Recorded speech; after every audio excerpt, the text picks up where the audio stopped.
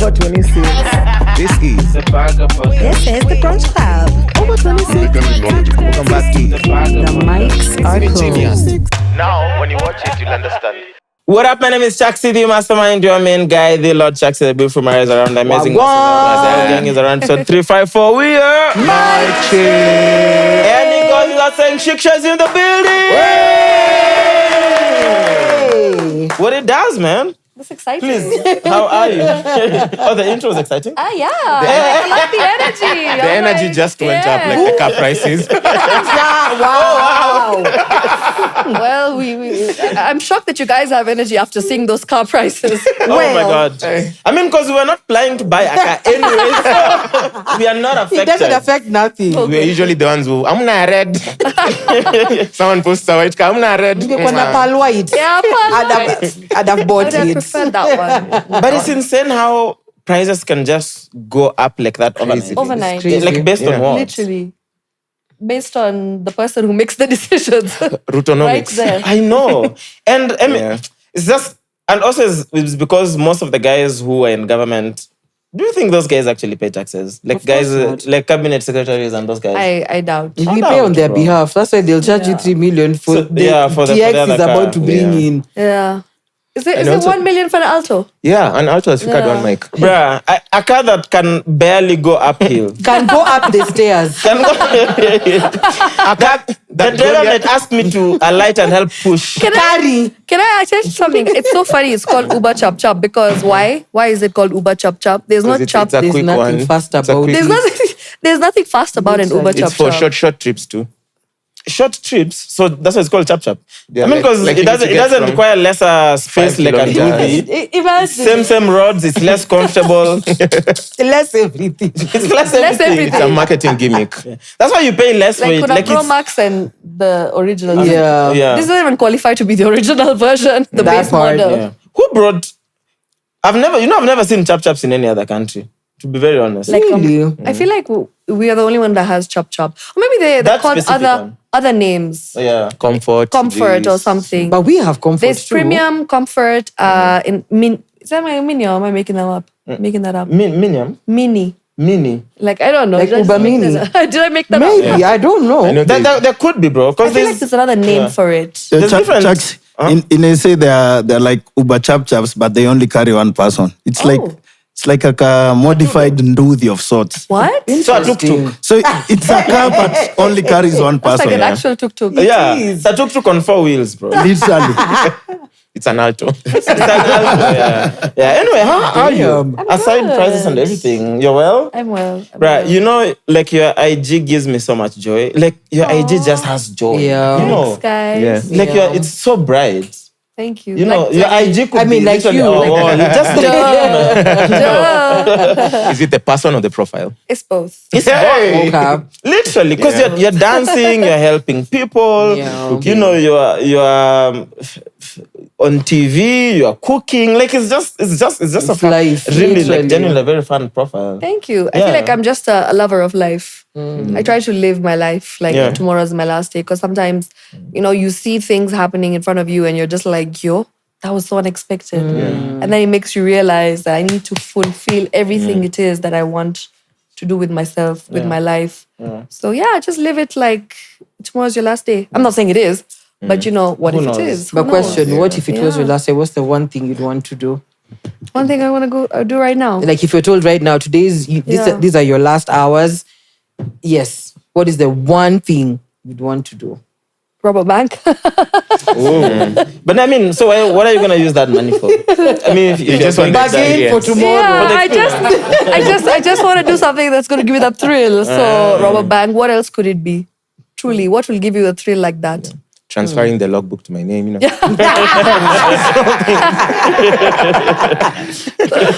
Or that. randomly. The BMW is now Be My Whip. Hey, Oh wow, be my way. Buzz. That's the one. Yeah. good one. What would you do? Be My Whip. Oh yeah, what would you do? Damn. Bro, you're asking a question you have no answer for. Honestly, I don't know.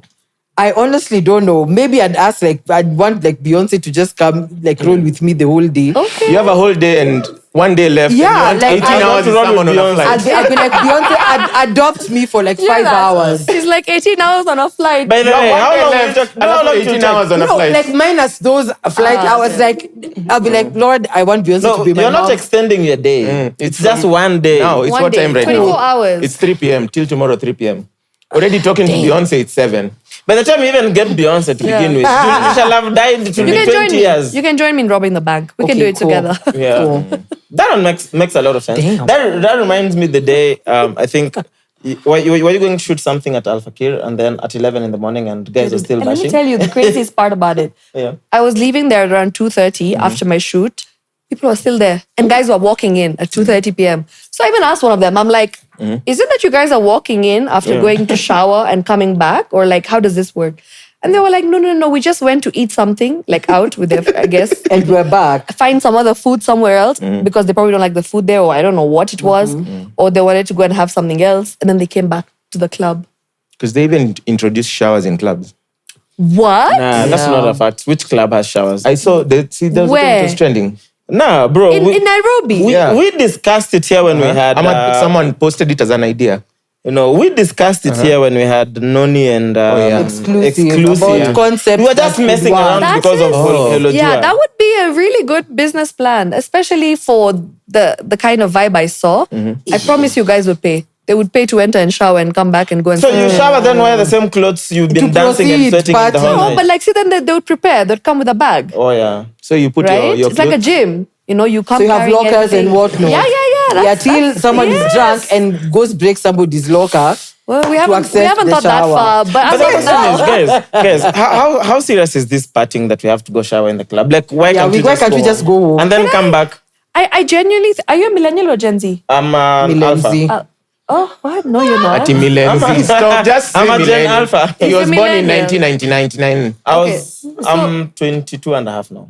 Okay, so you're a Gen Z. Yes. This man is in his 30s. With 10 years of experience. Yes. Because truly, Chaxy, I feel like a lot of the people that I saw there were 90% Gen Zs. So it's people that don't have their own houses. They live with parents. I thought so. Because I was looking at them and I was looking at the vibe. And you know, for me, I was people watching for the longest time before my show began. I just sat there because I had the biggest culture shock. Like, I've walked into the club and my producer is like, yo, by the way, you know, we have to do the show with people watching you live. I'm like, what do you mean? They're like, they haven't gone home from last night? I was like, are you serious? So they've got their drinks, you know, they've got food plates, like guys are vibing, the DJ is still playing music, and they're dancing. They're still dancing. Half of them are blacked out. I was like, Zombies. Okay. Well, you didn't know this is a thing that exists? No. Where guys just party. okay, I knew that we can party till like, let's say 8. But not like pool and 18 But like, all day. but like until 11, 1, 2, 3, like what? Yeah. So it's People called, are given free soup in the morning. yo, So that's the Aluta. shuke. Yeah, for real. Yani, if you're planning to start a club, to Yeah. a budget your padlocks. Like, it will always And then be there's open. some clubs that have actually started this thing of like they have a party that officially starts at 4 a.m. Yes. Yes. until midday the next day. I think I'm too old, guys. Have you ever had a club? And no one goes home at midday. if I don't get those, okay, 8 is a bit overrated. I think 8 in the morning? no, 8 hours of sleep. I feel they say you have to get 8 hours of sleep to be functional. But for me, I feel like that's a bit unrealistic with the schedule I Must have. get 10 Yeah. every Yeah, day. you get Plus. 10. Yeah. How On a bad day. on a bad day? Sleeps. Yeah. Okay, well, must be nice being you. How many do you Clearly, you have no dark circles. That's a good thing. It's the foundation. Oh, Boy, skin goals. So How many do you six. sleep? 6 hours? Six Okay, not too bad. okay. sometimes, yeah. 5 to 6. And like, I was just thinking about it. I'm like, imagine doing this for 3 nights continuously. Because there are people there who had done it. So they say that they start on like Wednesday, then they go on to Thursday and go on to Friday, then they go home. Then they shower, they relax for 24 hours, they come back on Sunday. Sunday. This is a thing. You know, when I posted this, the comments I got on my TikTok, I was like, you mean everyone does this?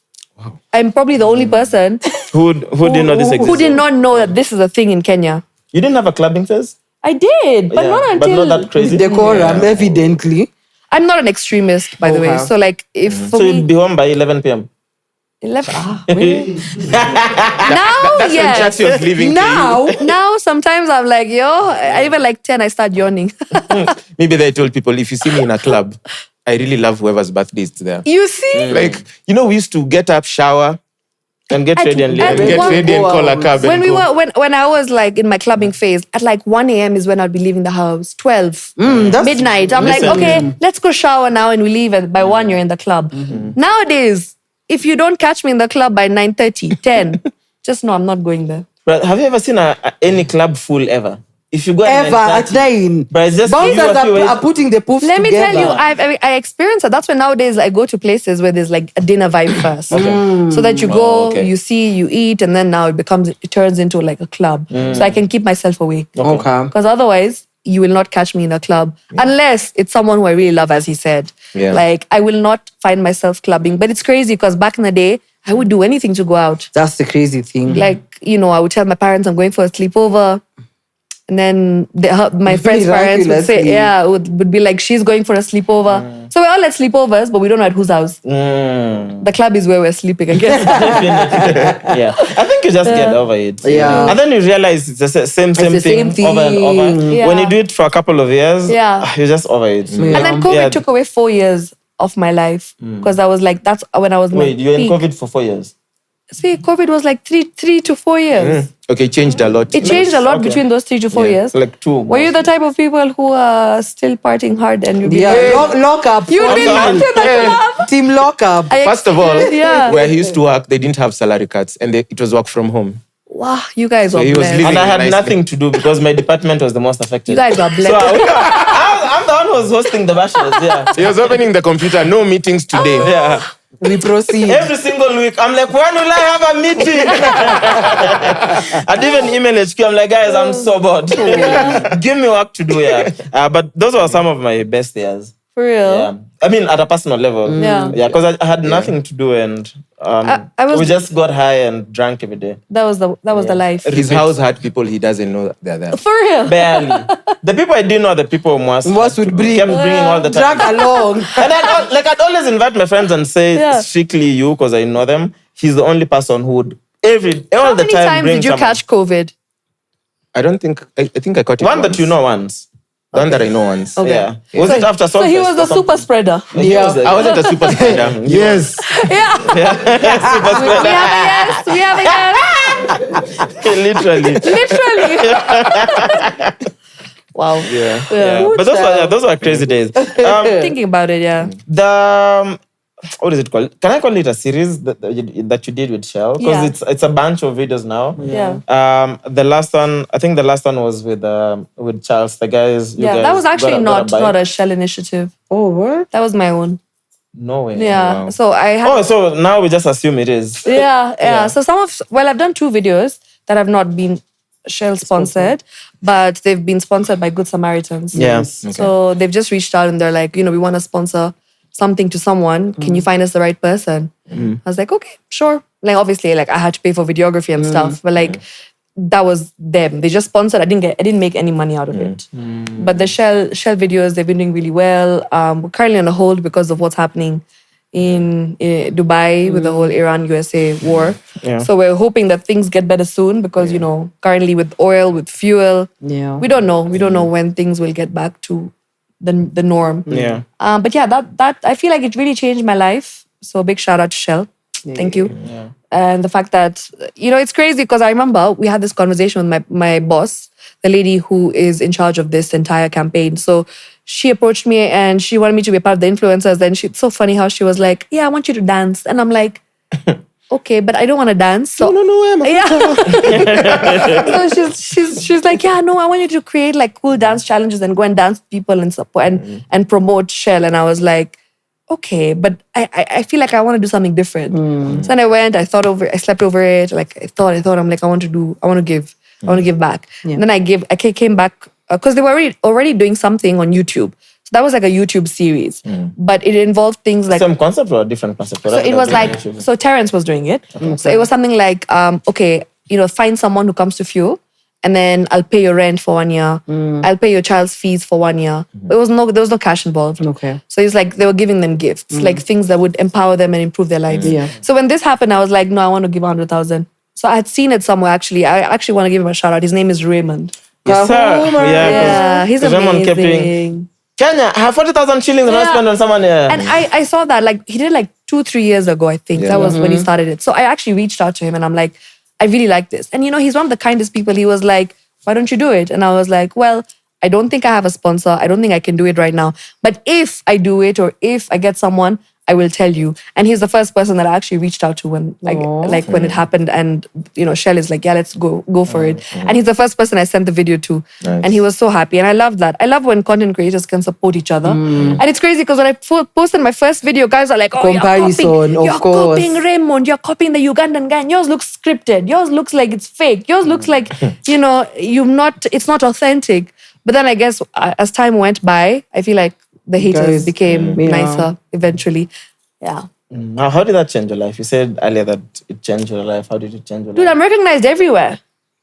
It's crazy. Because all those videos went viral. Yeah. And I imagine there were 12 videos. We gave 1.2 million shillings. But apart from the 12 videos, we also did some. We're giving fuel, we're giving hampers, we went to Mombasa, Kisumu. We surprised people for Christmas. So like there's a lot of content that we did that went viral that we didn't even expect it to go viral. Like when my first video hit like 5 million views, I was like, what do you mean?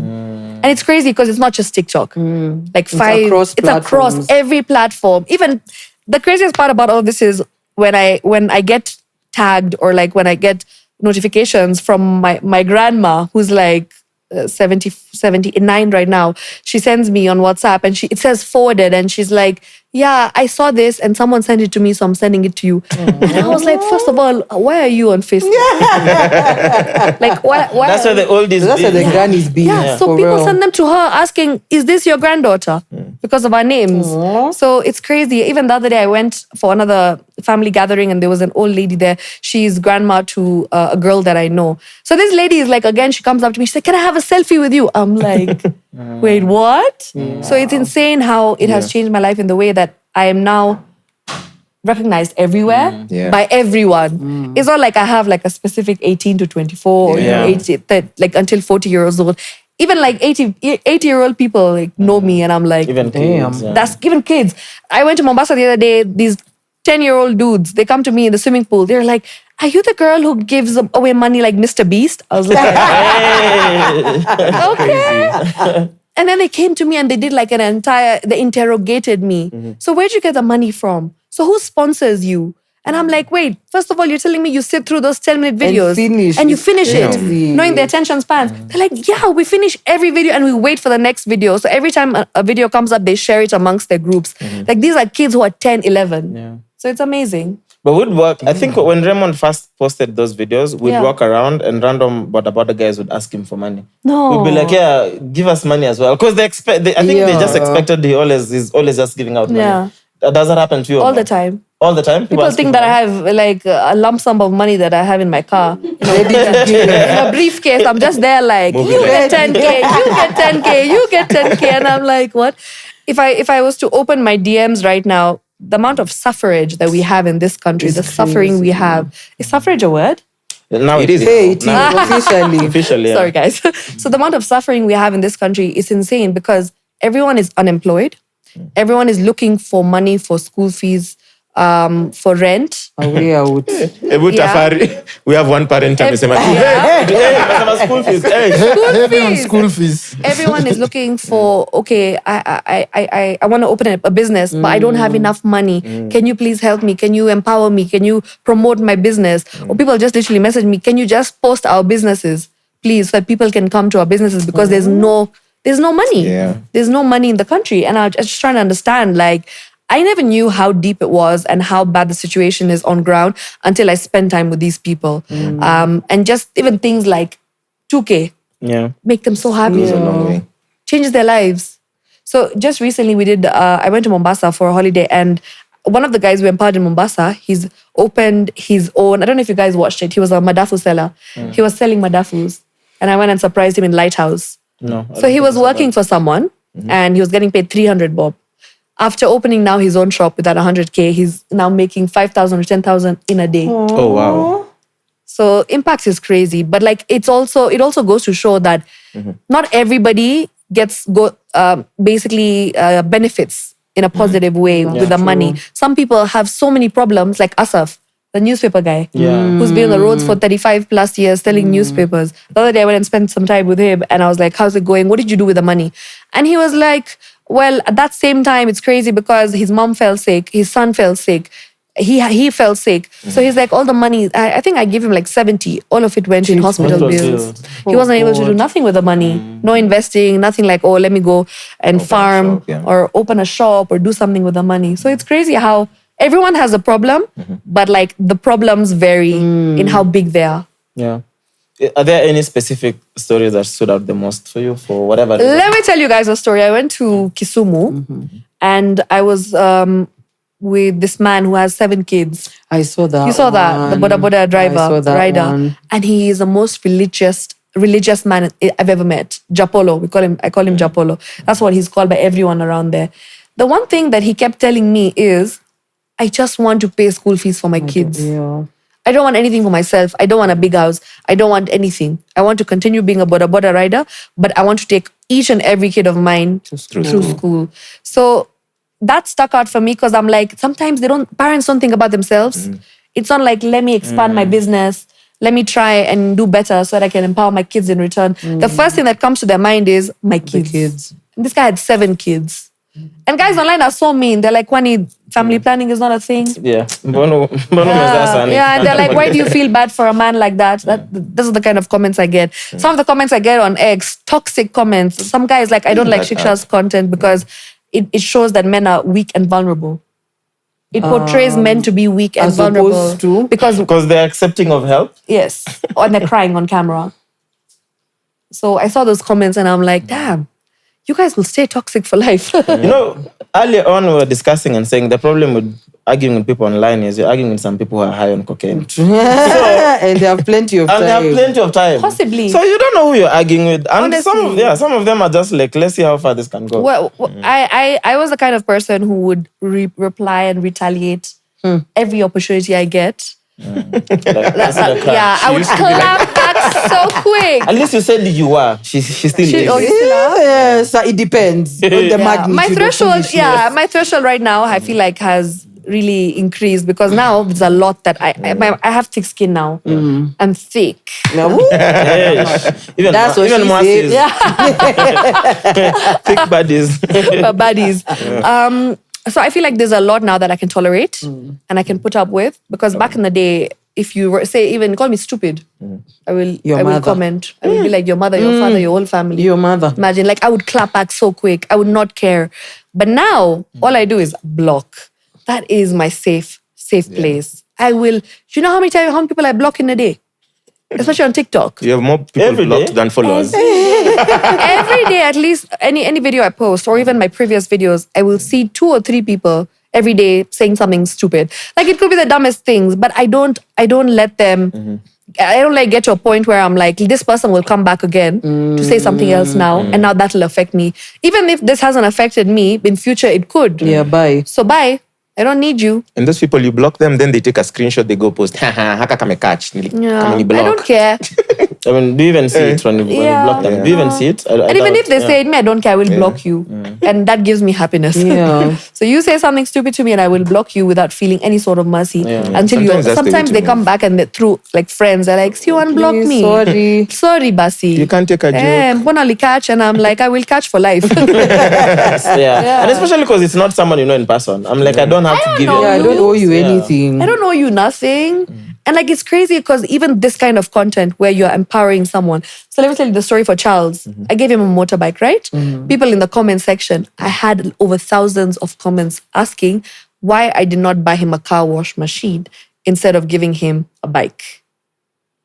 So I'm just like, you're out here suggesting this when I didn't have the means to buy. I was sponsored. So it's not like I'm the one who bought it. And that person... I will wish I gave you the bike. Yes, and it's not like he gave me an option that, what do you want to spend today? Let me give you 10 options, you choose. I didn't get that option. And also, even if you gave him, if you bought him that machine, so now he has to also get space for it. Because now you're not going to come with a whole machine and install on the side. Because he was washing cars from the roadside. Kanjo kicked them out. That's what I mean. 2 weeks after I shot the video with him, when I asked him, are you still washing cars? Because he still hadn't learned how to ride the bike. Now he can ride the bike. And he's got safety, like well-wishers came through. They got him the helmet. We already gave him a helmet and a reflector, but they got him more gear. You know, the leather jackets and stuff. And we also got him insurance. So like, we literally planned to give him the reflector jacket, helmet, and the bike and the insurance. But now guys came forward and they got him other things. They even got him like free classes to go and learn how to ride the bike. So like guys really came through for him. And people online, I put his number out there because I don't want to put my number. Then guys are like, this one's eating the money. So I put his number out there. Directly. He was sent over 300,000. That's fire. Yeah. And guys are like, why didn't you buy him a car? And people are still asking me. Then someone out there is just like, see, you should have just given him the bike without recording. I was like, you guys don't understand. If I don't record this, no one... It wasn't done, No one hears his story, first of all. No one knows his struggles. No one sees what kind of a person he is. And no one feels that emotional connection with him. They wouldn't know Charles existed. Yeah. No one... And how many Charles exist? And also, even that bandwagon that is against recording when you're helping people. So you you want to see videos of people suffering, but don't want to see videos of people helping. So which one is more positive? Yeah. Yeah, like I think videos of people getting helped are positive videos. And it's okay because also the way your videos work is you post that and that's how more people are able to come to board and help. So if you don't share it, how will you be buying those unless you want to buy motorbikes for everyone by yourself? Unless you're capable. But otherwise, that's how content works, guys. So now if I needed to help someone, it's easy for me to reach out to Shiks and say, listen, man, the next time you're filming, I'd like to give this. If you know someone relevant. Exactly. How would I know that if you didn't post it? Yeah, and this has come over time because of trust. So people now trust me that I'm going to find someone who's deserving. And the one thing that I keep seeing is like, oh, you always find people who actually deserve the money and not anyone in everyone. Like someone who actually has a story. So people now trust me with bikes, with money. Like I've actually managed to pay school fees for over 20 kids through well-wishers. Like someone just DMs me saying that the next time you find a kid who needs school fees or parent who's struggling, we'll give you 50K, we'll give you 100K. And they pay directly to the school. I'm not involved. Because I don't want that thing of, you have to be accountable again. I do not want to be accountable because, anything could go wrong, right? So me, I just give the schools, I communicate. I'm like the channel between the well-wisher and the parent, for instance, and the school sometimes. I get the details, I give the well-wisher, they contribute, they sponsor the child, and that's where it ends. And I've got so many people like that. So this is like a cycle. It's not like something that has happened overnight. I've been doing this video since May last year. My first video was posted on Mother's Day last year. And impact is not something that can happen overnight. It's not something that I wake up one day and I'm like, okay, let's impact the lives of hundreds of people. Who will come on board? Nobody will because they don't trust me. And we live in a country where we've seen people do wrong things with that kind of money. Makes sense, and it's not gone to the right place. So the trust is not there. And I've built that trust over time because I've been very transparent with my people, online and offline, I think also just handing them over is easier because also you don't want too much admin work. All the back and forth. I mean, when are you going to shoot the next video if you are doing admin work from the video you did 2 weeks ago, No, so just being entitled. Tell us what you did with that 50. Where's the breakdown? Post the this. It's not your money to begin with. But that's the thing I'm saying, entitled Kenyans. So let me say another thing that came up when we were shooting these videos. And we would do a breakdown of, okay, we spent 5K on lunch. We spent 5K on the shopping of this person. We spent 5K to buy him clothes and shoes. They would be like, why didn't you just give them 100K without spending the extra money? And I'm just like, there's bro, no right you way can't to do win. it. As in, you really can't You ask for win. accountability, I give you accountability. why are you spending it? Why are you spending 5K on lunch? That's a lot of money. I'm like, so how much should you Show me spend the on t-shirts. Because you wrote clothes 5K. How many clothes? So I even stopped now doing the breakdown of the math over there. I'm just like, kinda. Like at this point, I'm like, honestly, I can't please no one. So I'm just going to do what I think is right. And the people who will support me will support me. The people who will have other things to say, they will continue saying those things. And right now I can say we've got maybe 90% of people who are positive out there. We will have 10% of haters and naysayers always. But that's not me. That's for everyone. Well, you'll never find 100% people who are always satisfied with what you do. You'll always find someone who has something negative to say. Yeah. As long as the That's a lovers are there, given. it's fine. If someone That's says it. you need You have 90, 100K, you're good. Yeah. and then he says someone sent you 90K, I'm like, let me top up the 10. There'll always be that person. Always, Yeah. always. So it is what it is, and I've accepted it. That's what I'm saying. okay. This thing has really made me like, I feel like it's changed my tolerance to a lot of things. To hate, to positivity, to love. Like those overwhelming parts when you go to a club and you have someone jumping on top of you because they're so excited to see you, and you're like, first of all, when did you shower last? You've been in this club for 56 hours. For all I know. I mean, I'm joking. Not hate, but like, I just sometimes, these things happen and you're like, you have to be. And people have this persona, as you say, of me that I'm always positive. So even on my bad days, I have to be That's what your IG looks like, bro. I was gonna ask you how you handle bad days. Sunflowers and sunshine. Because But anyway, before that, is there anyone you've still kept contact with for whatever reason that you've helped? All of them. All of them. Okay. Gladys, my taxi lady, when I go to the airport, I have airport runs. She'll do my work for me. Asaf is on Forest Road. My parents live in that area, so it's like I'm driving there. So I meet him a lot. And every time I meet him, he didn't even recognize my new BMW. He knows my old one. So when I put my window down, he's like, Karimbia. And he ran after me and he was so happy. He came and sat and he's just like, hey, okay. So I'm the kind of person who I don't just do videos because I'm being paid to do the video. I feel like what matters the most is being there for these human beings who've opened up to you. Yeah. And they told you the entire story. They were like really brave enough to share these things that they've never shared with anyone. So I feel like I'm responsible and I've formed this bond with them that now it's like we're together. And anytime they need help, they ask me. Like the other day, Asaf needed help he has arthritis. So he asked me, he's like, I went to the doctor and can you please just help me with some money for medicine? And I'm like, yeah, I'll help you with what I can. So I helped him with whatever I could. And I feel like I trust these people, so I wouldn't be afraid to help them whenever I can, or even just post on my story and be like, he needs help, please help. There was a lady, the Gladys lady, the first lady, not Gladys, Jackie, the first lady that I helped on Mother's Day, the one who said she had 8 miscarriages. Yeah, that was a sad story. So I hooked her, I plugged her to a gynecologist. Nice. She started her treatment, but then now it got to a point where the treatment was costing around 35,000 a month. And it was very expensive because she needed medicines. And I couldn't obviously afford that 35,000 a month. So I tried to get her a sponsor. We managed for 1 or 2 months. And then after that, it got too difficult. So it's currently like paused. But like I try and do whatever I can. Yeah. So we're fam, man. In this club, we're all fam. How stressed is dad? How is stressed dad? That was such a heartwarming video. Yeah? When you guys had to go find out. Tracy, see the baby who posted the dad who's The matcha driver. Yeah. And then you guys had to go find the dad. Yeah, Masha. That guy, man of very few words. I know, but the impact that he had, oh my goodness, it was amazing. Yeah. That's what I'm saying. Like when I see men opening up to me, especially men like that, who you'd never expect to cry, because the stereotype is that a man like that has gone be through hardcore. he's gone through a lot in life. His life has not been easy. So he's not soft, he's not vulnerable, he's not weak. And even if he is, it's all by himself. True. Not in front of a camera, right? Yeah. So the fact that things like this are now, I think, being more normalized, like we're normalizing the fact that men shouldn't be as, perceived to be as strong and we don't cry. We're not supposed to cry, man of steel vibes. Yeah. We don't have that anymore. It's nice to see that the perception is changing and these stereotypes are now being broken one by one. Yeah. Man, good job, man. Like genuinely, Thanks, guys.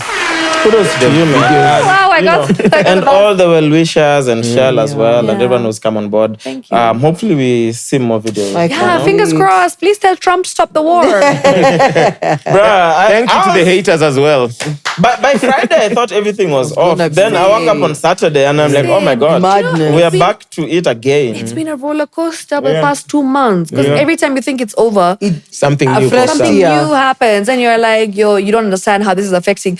Do you think Trump would ever think that this is affecting someone somewhere in Kenya? He doesn't care about I that. don't think he cares, man. Like, he doesn't care, but it's really affected a lot of people's lives and it's still continuing to do so. And the question is, for what? At what cost? Such a silly war. And for how long? And for how long as well? It's so unnecessary. Like, Ego is knowing such Netanyahu and how long he prolonged Gaza for, it's still going on. Like, I see this journalist, her name is Bisan. Do you know her? Yeah. No. She's amazing. She just posted the other day and I was like, yo, you're still...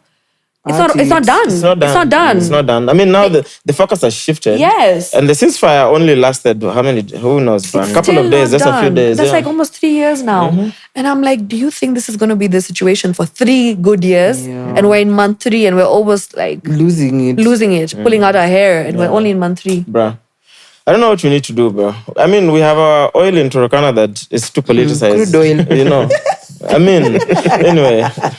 Let's talk about your car instead. That's better. Let's talk about because I'm like, bruh. Yeah, congratulations. Thank you. I had something M Series. So M Series does what? So it's a performance car. Okay. It's a sporty version of the normal car. Can you do tricks? No, not tricks, but it's just more It powerful. can do everything better. Yeah. It's just more powerful. The way Mercedes has AMG, Yes. the VW has GTI. So or BMW Rush. has the M Series. Yeah. Congrats, man. Thank you. Was blue intentional? Did you want to go with that color intentionally? I just chose the car that's the cheapest. Because it's the same car, but when it's like a different black color, it's more expensive. Yes, especially whites. Really? Whites are more expensive than blacks? Yes, for some reason. And I was like, even the ones with sunroof were more expensive. And I'm like, yeah. I Of don't course, want of course, but sunroof. what do you mean colors? Like, I Even thought the white colours, is cheaper. Even the interiors. Interiors. Yes. Of course, but So all these specs, when you go through them, when you're in the auction place and you're looking at like which one you're going to check, imagine there's a difference of like $1,000, $2,000. The color matters, the interior matters, sunroof matters, and even obviously the year. The year we know matters. Yeah. But things like interior, color, I'm shocked by color. What? Color inakwanga expensive. Yeah, some of the colors, there's like certain colors, especially the gray. There's a gray that is very, very like sought after in Japan. Yeah. So it seems like I couldn't get the gray. I didn't want white because my previous car was white. So I'm like, okay, inki blue. Because white is also like tough to maintain. Yeah. Kukinyesha kidogo matope kaosh.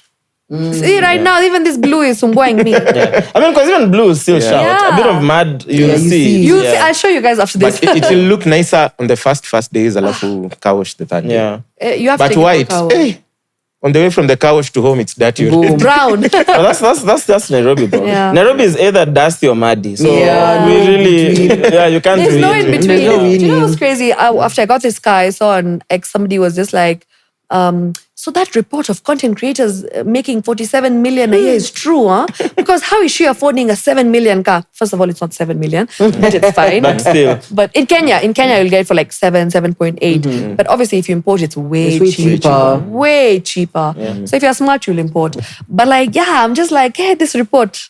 Guys are like thinking they were billionaires out here, huh? Yeah, that's what they're thinking. Nowadays, everyone is an expert on everything. You know, people don't realize already just creating content is also expensive. It's expensive. So even if whatever money you're making, it's not like all Unless of you it- just pick up your phone and you're creating everything. Because there's some people who do that. Yes, I'm so envious of those who Yeah, do that. I can't do it. Personally, I cannot do it. I've tried and I failed terribly work. because it doesn't work for me. Because if I'm doing everything on my own, from scripting to being the model to producing everything to editing, Yeah. will I have a life left? No. No. You constantly be working. Yeah. Yeah, but also whoever edited that video, Hey.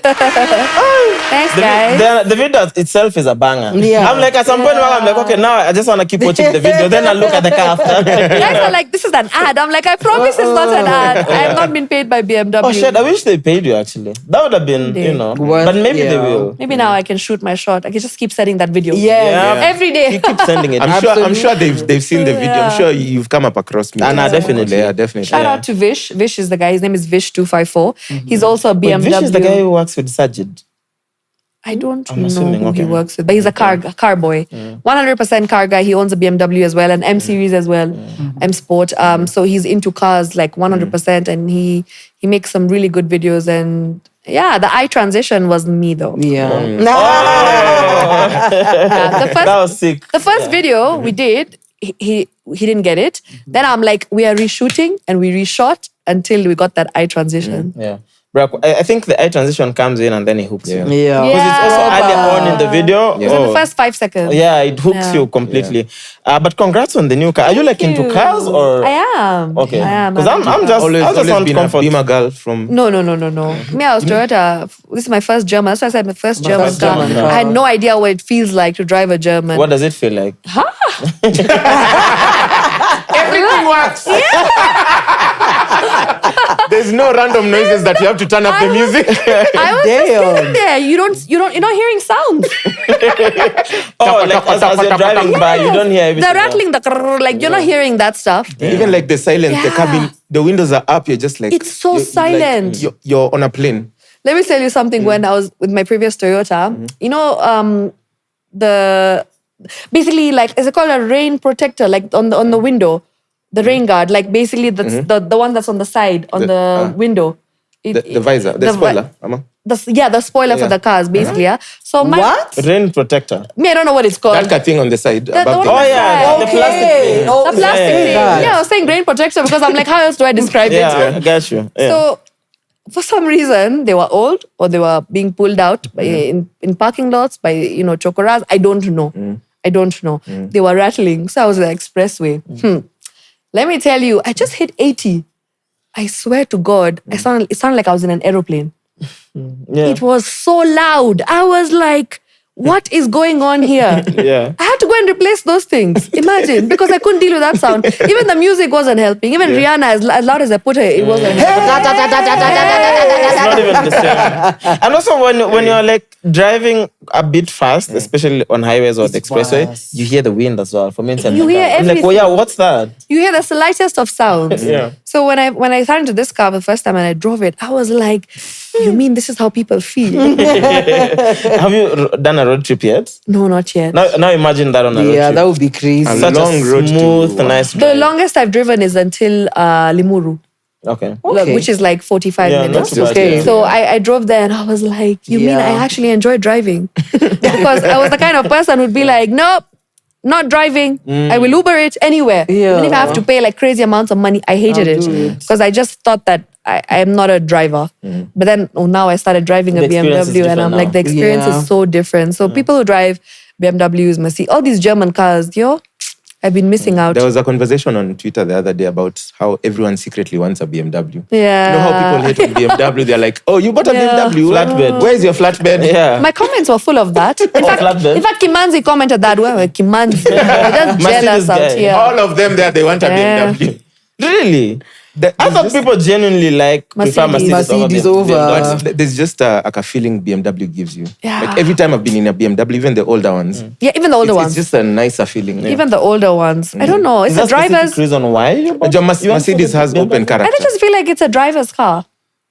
And you know me, I Had you was that. tried this before? You bought I it? went to a showroom and I drove a GLC.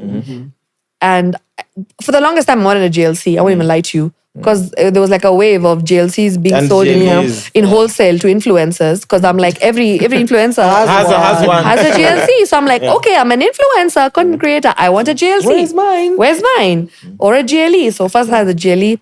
And then I was told the price. I got out so quick. You went lower in the alphabet. I Then you were closed, told the GLC you can be. I closed the car so quick. I was like, no. Next. Which is the cheaper version? GLC. Let's sit in there.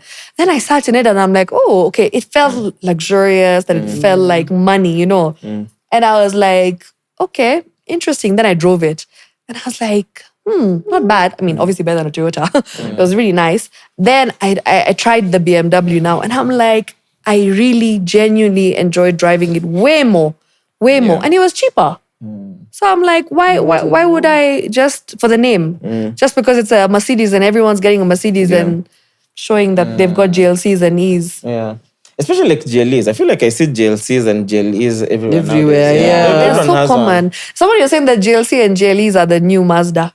I agree. Hey. CX-5. Remember when Who am I the to X5 say or no? CX5 or CX-5. 65 Bro, why did guys like that? Red car? wine kwanza. I've never understood why people liked it. Everywhere. It was a pandemic, CX5. Jesus Yeah. Christ. Before Kama ilikuwa buy one get one influencers- free. Bro, Alright, before influencers discovered that they had the money to buy a Mercedes. Oh yeah, because Mazda now, even CX-5. now, all Yeah. influencers drive Mercedes. as Mercedes, well. yeah. So we were all stuck on the Mazda. And then I think they discovered, We imagine. actually can. We can afford it. And then they're like, okay, let's upgrade. Yeah. So I was like, no, let's do something different. It's the only car that had an owners club that had everyone is active. They used to be on the road Yes. everywhere. Oh, the Mazdas. The Mazda at the CX5 owners club trip to Naivasha. Then They were so 140 cool, though. Whole county. 140 of them zimefuatana. It was actually, I think Mazda owners are really cool though. Like I really like them. I feel What like do they do in those things? So it's like It's a meetups. drive. So You just go to drive Naivasha, together. just hang out. Yeah. You have maybe It's like a group some of guys will stay people. over, some guys will come back. You Yeah. can stop, eat somewhere, take It's a pictures. community. I don't care what like I don't care what we own in person. I'm not going to Naivasha with random 140 people to do what? It's like, the bikers. The bikers have communities as Yeah. well. Every Sunday, they drive to like Naivasha Every as well. Sunday. I know this because my uncle is a biker and he gets invited for these things and him is lazy. He's like, why am I going every Sunday? He's just like you every Sunday. I'm not going. Like I'm open like every quarter. Like I can go once in 2-3 months. Yeah. But these guys are religious about it. So like, there's communities. Yeah. I don't know if there's a BMW community that There has to be. There has to is. be, has to yeah. There definitely BMWs has have to been be. like a popular car. in the Is there a country. Mercedes community? Definitely. Who is buying a Mercedes and not showing up at Brian Mutinda. Charisma. Charisma, yeah. These 3 boys. They always back them next to Manners. each other. Every time you're on Instagram, you're again. Complete manners. I love it though because it's like they motivate each other, which is Yeah. so Which is cool, nice. Yeah. which is so nice. So I really appreciate that. When I see people motivating each other, it makes me so happy. I remember when I had my Lexus, Martina, my bestie, she's like, she put a Lexus on her vision board, and she's like, I'm going to get a Lexus this year. Also, you guys can twin. Huh? Yeah, we can twin. Me, But now you've moved on. I don't know if maybe she hasn't had my car yet. Maybe she needs. Just send her a picture, let her update. Just And then I told Lexus, BMW. So I really like when we support each other, Yeah. when the content creators come together and you're like, and there's no like competition. Yeah. Yeah, it's just collaboration. It's just good vibes. And I feel like we've really grown Yes. as the content creator Facts. industry in Kenya. Because back in the day, tulikuwa na wivu. We used to like be like, that one over there is GLE. Really? That car sucks. I don't like it. Let me tell you, back in the day, Yeah. I feel like the Hey, energy. how long have you been at this? 6 years. Oh, shit. Yeah, since 2020. You've been famous for 6 years plus. I've been famous for more than 6 years, but okay. You maybe just discovered me now. I got on TV in 2018. Okay. So that's probably when things started looking up for me in terms of being in the media. And I was known as a dancing anchor back then because I used to just dance in studio and no one had seen that before. Okay. Until Citizen TV discovered they can also do that. Well, who dances on Citizen? Jeff Konange does nowadays. Yeah, Jeff used to dance. Like, he used to have really cool Jeff does the videos. same move, bro. Really? Yeah. I mean, they don't dance. Like, they're not consistent. Yeah. True. But like I saw them doing it and I was like, I see you. I like it though. I like that when you do something different, people want to also Embrace do it. it. Yeah. And it's nice because I'm like, it's inspiration. Yeah, Yeah, it's cool. So when did you start dancing? At K24 or KBC? K24. K24 is when you started Yeah. dancing. But that's when my videos started trending on X. And I was being called all sorts of things that this one just got her job because she has nice legs. Hey. And she Oh, can that's the dance. thing? That's the Like thing. unless in the In 2018 it OnlyFans? was. Yeah. 2018 it was. But you could have nice legs and get a job on TV. Or just be light and get a job. That happened So to I me used before. to get that. Hey, when were you like?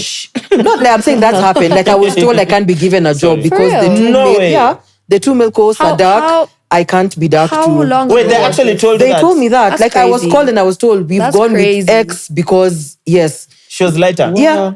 That actually, and they Yeah, told like you. the male co-hosts are dark, so we can't But I'm have like, there's one thing knowing that happens, They but told someone me. calling to That's tell the you. thing. Like, I know. They Calling didn't like, lie to that. me that we just hired someone else. We went to the best They choice. told me on the phone. Like they would just be like, okay, we chose the person with the better CV or better qualifications. And This just girl because you're didn't- darker. this was like her first time even auditioning to That's be. crazy. Also, I don't even care. I'm just like, I appreciate honesty, but sometimes Relax, like, okay, relax. I'm honest. I don't want Like to I'm hear sure it. there are jobs you've not gotten, but no one called you at it's the hair. Yeah, They just tell you like, yeah. We've gone with another candidate. You know. Yeah, because Also, they don't owe you an explanation. Someone can just tell you we picked someone else. I'm so curious. Don't worry, I'll tell you. When? Like how long ago? It's a company you probably worked for. I don't know. I don't want to know, but like you can just tell me like how long ago? Because this is like 2017, 18 thereabouts. Okay, so let me tell you that's exactly the time that I had come on. Wait, are you the one that got the job? I know the person who got the job. For and real? she quit after a month. What a waste. Oh, shit. Yeah. Oh, even the less melanin couldn't help. Yo, Crazy. that's crazy. Yeah, so back in that time, let me tell you, 2017, 2018, 2019, even then, I feel like there was this notion. I mean, it seems like a lot of people were going through it as well. So everyone out there knew that they are only picking people who are light-skinned, number one. They're only picking people who are pretty. Pretty privilege is the thing, apparently. Definitely. And they're not going for qualifications. But I was like, bro, me have a master's degree. How can you tell me that I'm being picked because I'm pretty or I have nice legs or I'm light skinned when I have a whole master's degree in broadcast journalism, first class honors, and you're telling me that I don't deserve this reduced job? to pretty It's reduced to See pretty what other people are privilege. doing within journalism. Master's degree in broadcast journalism. Are you ever going back to school? We were discussing I that want to before. do my master's, but I don't know what Yeah. I want to major in. But That's you why have an I've undergrad in not, I journalism. do have an Yeah, undergrad. Of course, that's I don't know if I want to do a I'm master's just in saying, broadcast. see what other people are doing. I don't know if I want to do. Well, to be very that. fair, my undergrad was not journalism. Oh, what? It was microbiology and biotechnology. Did you actually want to study that, or how do you? I wanted to be a doctor, but then I didn't get an admission. So I decided to, what's the next best thing that deals with... Okay, you didn't get admission, or you didn't get the grades. Let's be I clear. didn't get the grade. I didn't get admitted. It's like me saying, I don't have a car. You have a car, but you don't have money for the car. Taxi. I wasn't able to purchase. On a trauma. No, I genuinely tried. The first year, I remember I was so convinced that I wanted to be a doctor because my entire life, I just knew I want to help people. It's crazy because I'm helping people now. But like I wanted to actually help children. I wanted to be a pediatrician. And I loved children and I wanted to just go into medicine. But it didn't work out for me because the first year of A levels, I failed so badly. Way. I remember when I got my AS results, I couldn't believe it. I was depressed for like 3 weeks. I got like a B, C, D, U. And had you actually studied like? No. You had a dream. No, I had a dream. I want to be a doctor. It's crazy because in O levels, I did so well. Like in O levels, I had like 8 A's. And you know, that's what happens to a lot of people. You get overconfident. You're like, I'm a trophy. Okay. I am so smart. I can just open a book a day before I'll be fine. Hey, AS level, year 12 humbled me. It humbled me so bad. And that's when I realized, hey, maybe this medicine thing is not looking too realistic How then. much are cameras? This is even now before camera. Yeah, this is way before. And then after that, I was like, okay, let me now try again. So I resat. I was a queen of resitting, by the way. I moved from like a D to a C to a B to an A. Hey. I've put my parents through hell. And they were like, okay, Bro. just give up But now. also, just moving by 1 grade, it's You couldn't And save to be fees for the 2 convinced you're the years. sharpest. So this is for like AS. So AS, I feel like, I don't know why, I just wasn't getting it right. Or maybe I wasn't studying, or I don't know, something was not happening. But then A levels, I did much better. I got a BBC. So I managed to get where a BBC. you worked as well. Yeah, I got a BBC, so I managed that. But then I resat again, because me as the queen of resits, I don't give up. So after resitting, I got 2 A's and a B after resitting. No, 1 A and 2 B's. But even that was not enough to get into med school. They said no. They needed what? All They A's? needed all A's, straight 3 A's. Especially if you're in the British system, you need all 3 A's. If you're doing 844 or KCSE at that time, you needed to get an A plus or an A plane. Even if you're an A minus, you wouldn't get You in. still wouldn't get in, My yeah. friends as well wanted to do medicine and they got A minus and she didn't get in. So we all ended up doing microbiology. Yeah. So at what point does media come in? Or whatever you do now? So I had a friend of mine who was into like arts and stuff. Well, I was also, by the way, very into performing arts. I used to do theater. I was in the choir at one point. It's like high school? Yeah, high school. I was very much into performing. I was dancing every talent show. I was like the queen of dancing at that time. So like I knew I knew I was good at performing. But like media was not a thing. Like speaking was. I used to do spoken word as well, poetry, acting. So anything to do with the theater, I was in there. Like I was pretty decent at it. So I had a passion for it. So like one random day, my friend calls me. This is a buddy of mine who used to do everything together. So you know, like someone you just do like messed up shit with. and you always know somehow that it'll end up being something good. Yeah. So he calls me and he's like, there's auditions at East FM, that's at Radio Africa. He's like, I'm going for them. Do you want to come? And I was like, for what? To be a radio presenter. I was like, what? Never thought about Radio doing presenter? that. Yeah. Never thought about it. Never thought about anything to do with radio. I just used to listen to music thinking that, it's cool. Music is fun. But like talking to people on radio, that was like a whole different ball game. So I was like, okay, cool. Let's go for the auditions. Crazy thing, they were not looking for a female presenter. They were only looking for a male presenter at that time. So there was like, they somehow chose me. We were like the ones shortlisted. So there was 5 guys and me.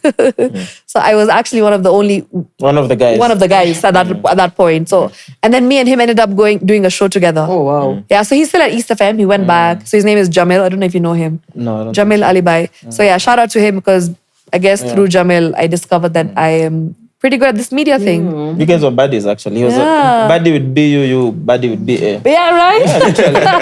Mad. So yeah, that happened. And then I think the spark, the passion for media came through radio. And this was like a full-time position or just like an internship? No. You were hired permanently? I was hired as a consultant. So I got like a weekly show once a week. Every Saturday, because I was in uni at that time. Okay. But then I became so good at it. I think I remember I had such a strong passion for it. I was like, bring me any job. I will sit in for anyone. I will miss university to sit in for someone because I loved it that much. So I remember I became like the literal permanent substitute for everyone. Anyone is unavailable. Everyone was on leave. I would be like, called, come. And I'd be like, okay, sure. And then I would Skype class, tell my friends, sign in for me. And I would end up being on radio. This is University of Nairobi. This is University of Nairobi. And you guys are similar. Same uni. Also, she began at Royal Media, if I'm not wrong. No, Not Royal Media. Radio Africa. But my first job at Radio Africa, Yeah. I was social media manager for Classic. nice. Classic, Yeah. That's so cool. But now at least you did your masters. Free. You know what Where's I mean? your Where's your Mr. dropped degree? out in Where's first your year. degree? Where's your degree? I don't know. This is the kind of people There who are comment. for me. To what The degree did you 10%. say? This is the 10%. 10% of haters, the ones who are like, why didn't you give him a car wash instead I know. of a boda boda? And the guys were there like, just get the guy a car wash, whatever machine. Yeah, but so you guys were when you're mentioning about what is it, colorism earlier on back in those days. Yes. So for you, because I'm thinking there's a difference between being light skinned, but also if your ethnicity is different. Was that a problem for you ever? Or no? Yes, it was a problem because I Because remember guys feel like you're not Kenyan. there was a... Because I see that even up to date. Even here, there's a They feel proper like you're not discourse. Kenyan Yeah. enough, and I'm like, Every time I get an opportunity to represent my country out there to outsiders, I'm not Kenyan enough. But when I'm giving money, I'm Kenyan You're enough. Kenyan. And I'm just like, okay. So like the German ambassador came, foreign minister. Yeah. That video went I remember viral. seeing that video, and they were like, "Aye." Why they're not Why? giving a Kenyan? I was like, what? Then I saw guys asking why isn't a Kenyan doing this to her? And I'm like, do you know Alto University, I use matatus. I use literally my entire Nairobi uni years. Because at that time, bodas were not so big. We used to use matatus and it was like, okay, so you get dropped at Chiromo and then you walk past. Yeah. And that was the thing. So I'm just like, are you saying this based on the color of my skin? Or is it because you think I've not used matatus? Which is it? Because according to me, I'm Kenyan and I've used matatus. So I what's your understand the problem? culture. Yeah, what's your target? Is it just the color of my skin? Yeah. So that's what it was. But anyways, I think I actually didn't get a lot of opportunities because there were already Indians in those media houses. And there's a thing where only one Indian per media house. So you have your token Indian. And all the Patels had taken the position. NTV was Smriti. K24 was Anjali. She passed away. She had cancer. May her soul rest in peace. So when I went in, she was already there. KTN didn't have an Indian, but I remember there's I don't know if you know Malika. Do you know Malika? I know Kazia. So she got the job before me. I think she got, or maybe was it after me? But they were already like in talks with her. So I was now, KTN also was a no. Okay. And Citizen, I feel like they were no. Yeah. There's never So been having a second one is too many Indians. We yeah. have two Indians, too many. Too much So I remember one time I was... The media house starts to look like Parklands. That's true. By the way, Parklands right now is not Indian anymore. So that was like Parklands is now Somali. 50-50. Somalis and Windies. Damn. Yeah. But anyway, so it was crazy. So that was like just a thing. It was a thing. Okay. So I remember I went, I applied for all of them. And this is how I know, because one of my bosses, editors back then at K24 actually came and told me, and he's like, we already have an Indian. Media people are so honest. You're too dark. We already have an Indian. Straight no chaser. I was like, oh, okay, that's great. I know her. I knew of her. I know her. I'm like, that's nice. I was so happy. But I don't know how HR, I don't know how the bosses would I'm not sure how it would be, because we already have someone who's pretty similar to your vibe. I'm like, just because we're the same skin color, we have the same vibe. Oh yeah, pretty similar to your vibe. That's what I'm telling you. Why do we need another Indian? Too many. So that's when I realized that, okay, this is actually a thing. Only one Indian per station. Crazy. Yeah, but K24, thank you so much. They still gave me the job. I mean, they were really So you're nice. 2 Indians at least. We were 2 Indians.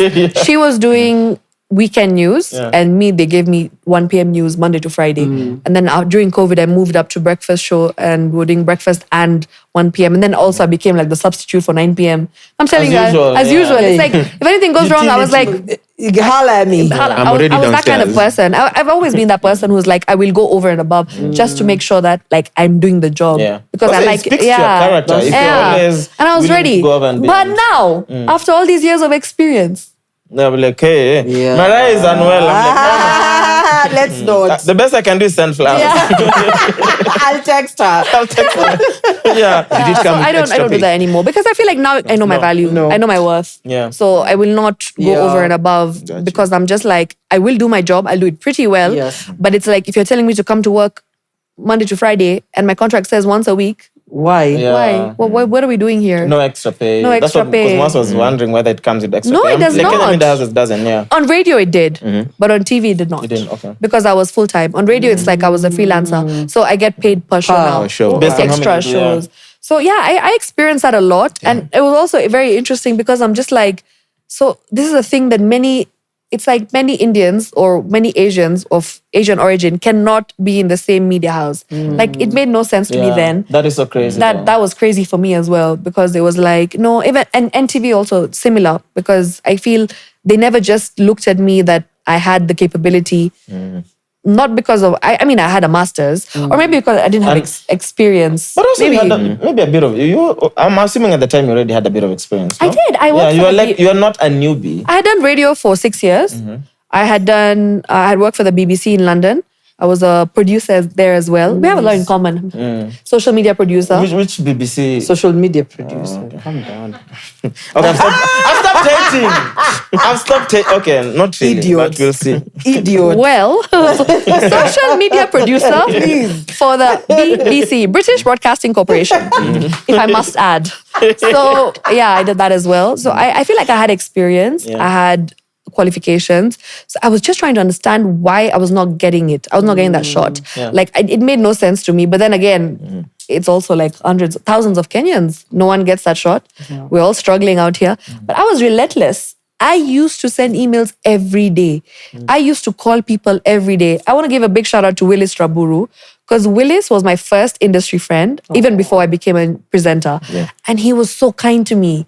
And he actually was like, you know what? He's like, I see something in you and I know you're going to get a shot. And then I remember at one point they were looking, that's a big dog. That's Snowball. The studio is named after Snowball. Yeah, but he doesn't bite Okay, dogs. okay. No, I love dogs, but that is a huge dog. Yeah. Anyways, he actually was like, Citizen, I think they were looking for someone because Joy Mutengi left 10 over 10.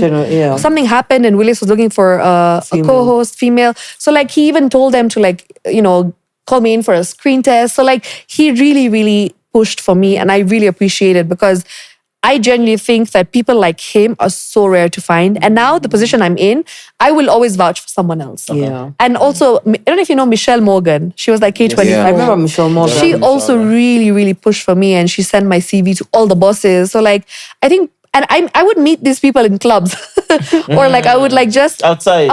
Like we're outside, I would meet someone I know who's media. I would go up to them and be like, hi, my name is da-da-da. I would even DM them. I even have my DM messages to Smriti Vidyarthi. I DM'd her and I say, I really look up to you. Did you DM her in English or in India? Or in India. Indianese. Yeah, in Indianese. In Hindi. I don't even know if she speaks the language. Hindu is the religion. I've never heard her speak the language. Hindi is the language. Yeah, Hindu is the religion, Hindi is the language. religion, yeah. You didn't know? You wanted Yeah, them all of them just fly. It's good to know, And, though. yeah, and we don't speak Indian, by the way. We speak in Hindi. Hindi. No, we said Indianese. Indianese, got it.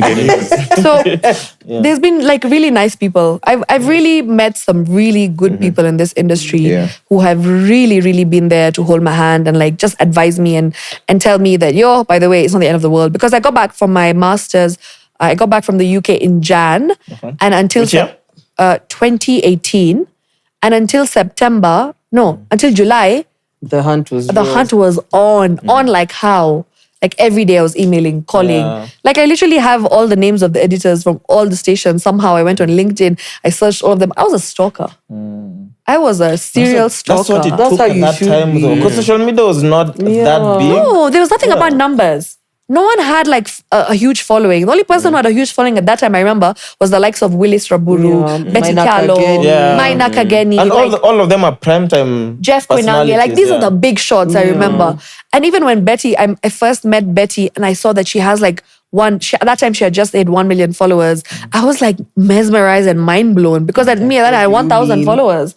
Like, what do you mean? Me with my 1,000 followers, I'm meeting someone who has 1 million followers and they're nice to me? Like, you mean people actually nice who are so big out there? That was the perception because social media was not for everyone. It was only for the selected few who had made it in Kenya. Yeah. But then was your ethnicity, did it just become a problem when you started getting into this space and becoming popular, or even growing up that was a problem in terms of getting opportunities? I think I had an identity crisis growing up because when I'd go to India, I felt like I wasn't Indian enough.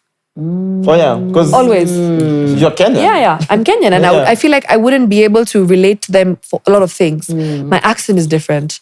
You know, the way I think about the world, the way I think about life, the life I've lived, we are so different. Yeah. Can you speak the language? Yeah, of course I can. Okay. I speak Fluently? Yeah, I speak Hindi and Punjabi both. Okay. So for me, So at least that would help you at least getting out. yeah, but with the accent. The accent is there. Because you can speak but with a Kenyan accent. Yes. Now you walk into a shop and you're trying to bargain, they look at you and they're like, you think we're stupid. Like, yeah, I know you're not from here. Yeah. Like, if you don't try try. ahead, Bob? They call us NRIs, non-resident Indians. Oh, wow. So the NRIs are like very isolated against in India. Like even the ones from America, because they feel that we think we You're have a better than superiority them. complex. So sometimes they feel like they have that inferiority complex against NRIs because they feel like we're privileged compared to them. So there's also that thing. So if in India, you go there, you don't really belong. In Kenya, you're being told you're not Kenyan enough. So you're like, so what am I? Yeah. Like seriously. So I had an identity crisis growing up. It's just, I think I got out of this thing and I got out of my head. I feel like in uni, because now in uni is when I was discovering who I truly am, where I belong, you know, doing things like using the matatu. All my friends in university, there were like 2 Indian girls in Nairobi uni and everyone expected me to be friends with those 2 Indian Kenyan Asian girls. But me, I decided, no. You're going this way, I'm going this way. And not because anything or because I didn't want to be friends with an Indian girl, Kenyan Indian girl. Well, I don't even want to call myself Kenyan Indian. I didn't want to be friends with a Kenyan who is of Asian origin. I wanted to be friends with someone who I relate to, despite what they look like, you know, despite where they come from, despite their ethnicity. And those girls are still my friends. In fact, one of them is getting married in like 2 months and we're still besties until today. So like, I feel like that's when I truly realized that, I'm Kenyan to the core. But even also what exactly is Kenyan Indian? Yeah. You know what I mean? When did I ever say I'm Kuria Kenyan? You know what I mean? Or you are Luo Kenyan? What exactly is Kenyan Indian? Do you know, I feel like that's something that came about from back in the day because of we were colonized, right? And when we were colonized by the British, I feel like the Asians then, we got better treatment by the British then. Yeah. Right? Because of the color of our skin. I thought it was the spices. Okay. I thought, But honestly, wars were fought over Stop. spices. wait, let me question. I thought Indians came to Kenya because of the build the railway. Mainly.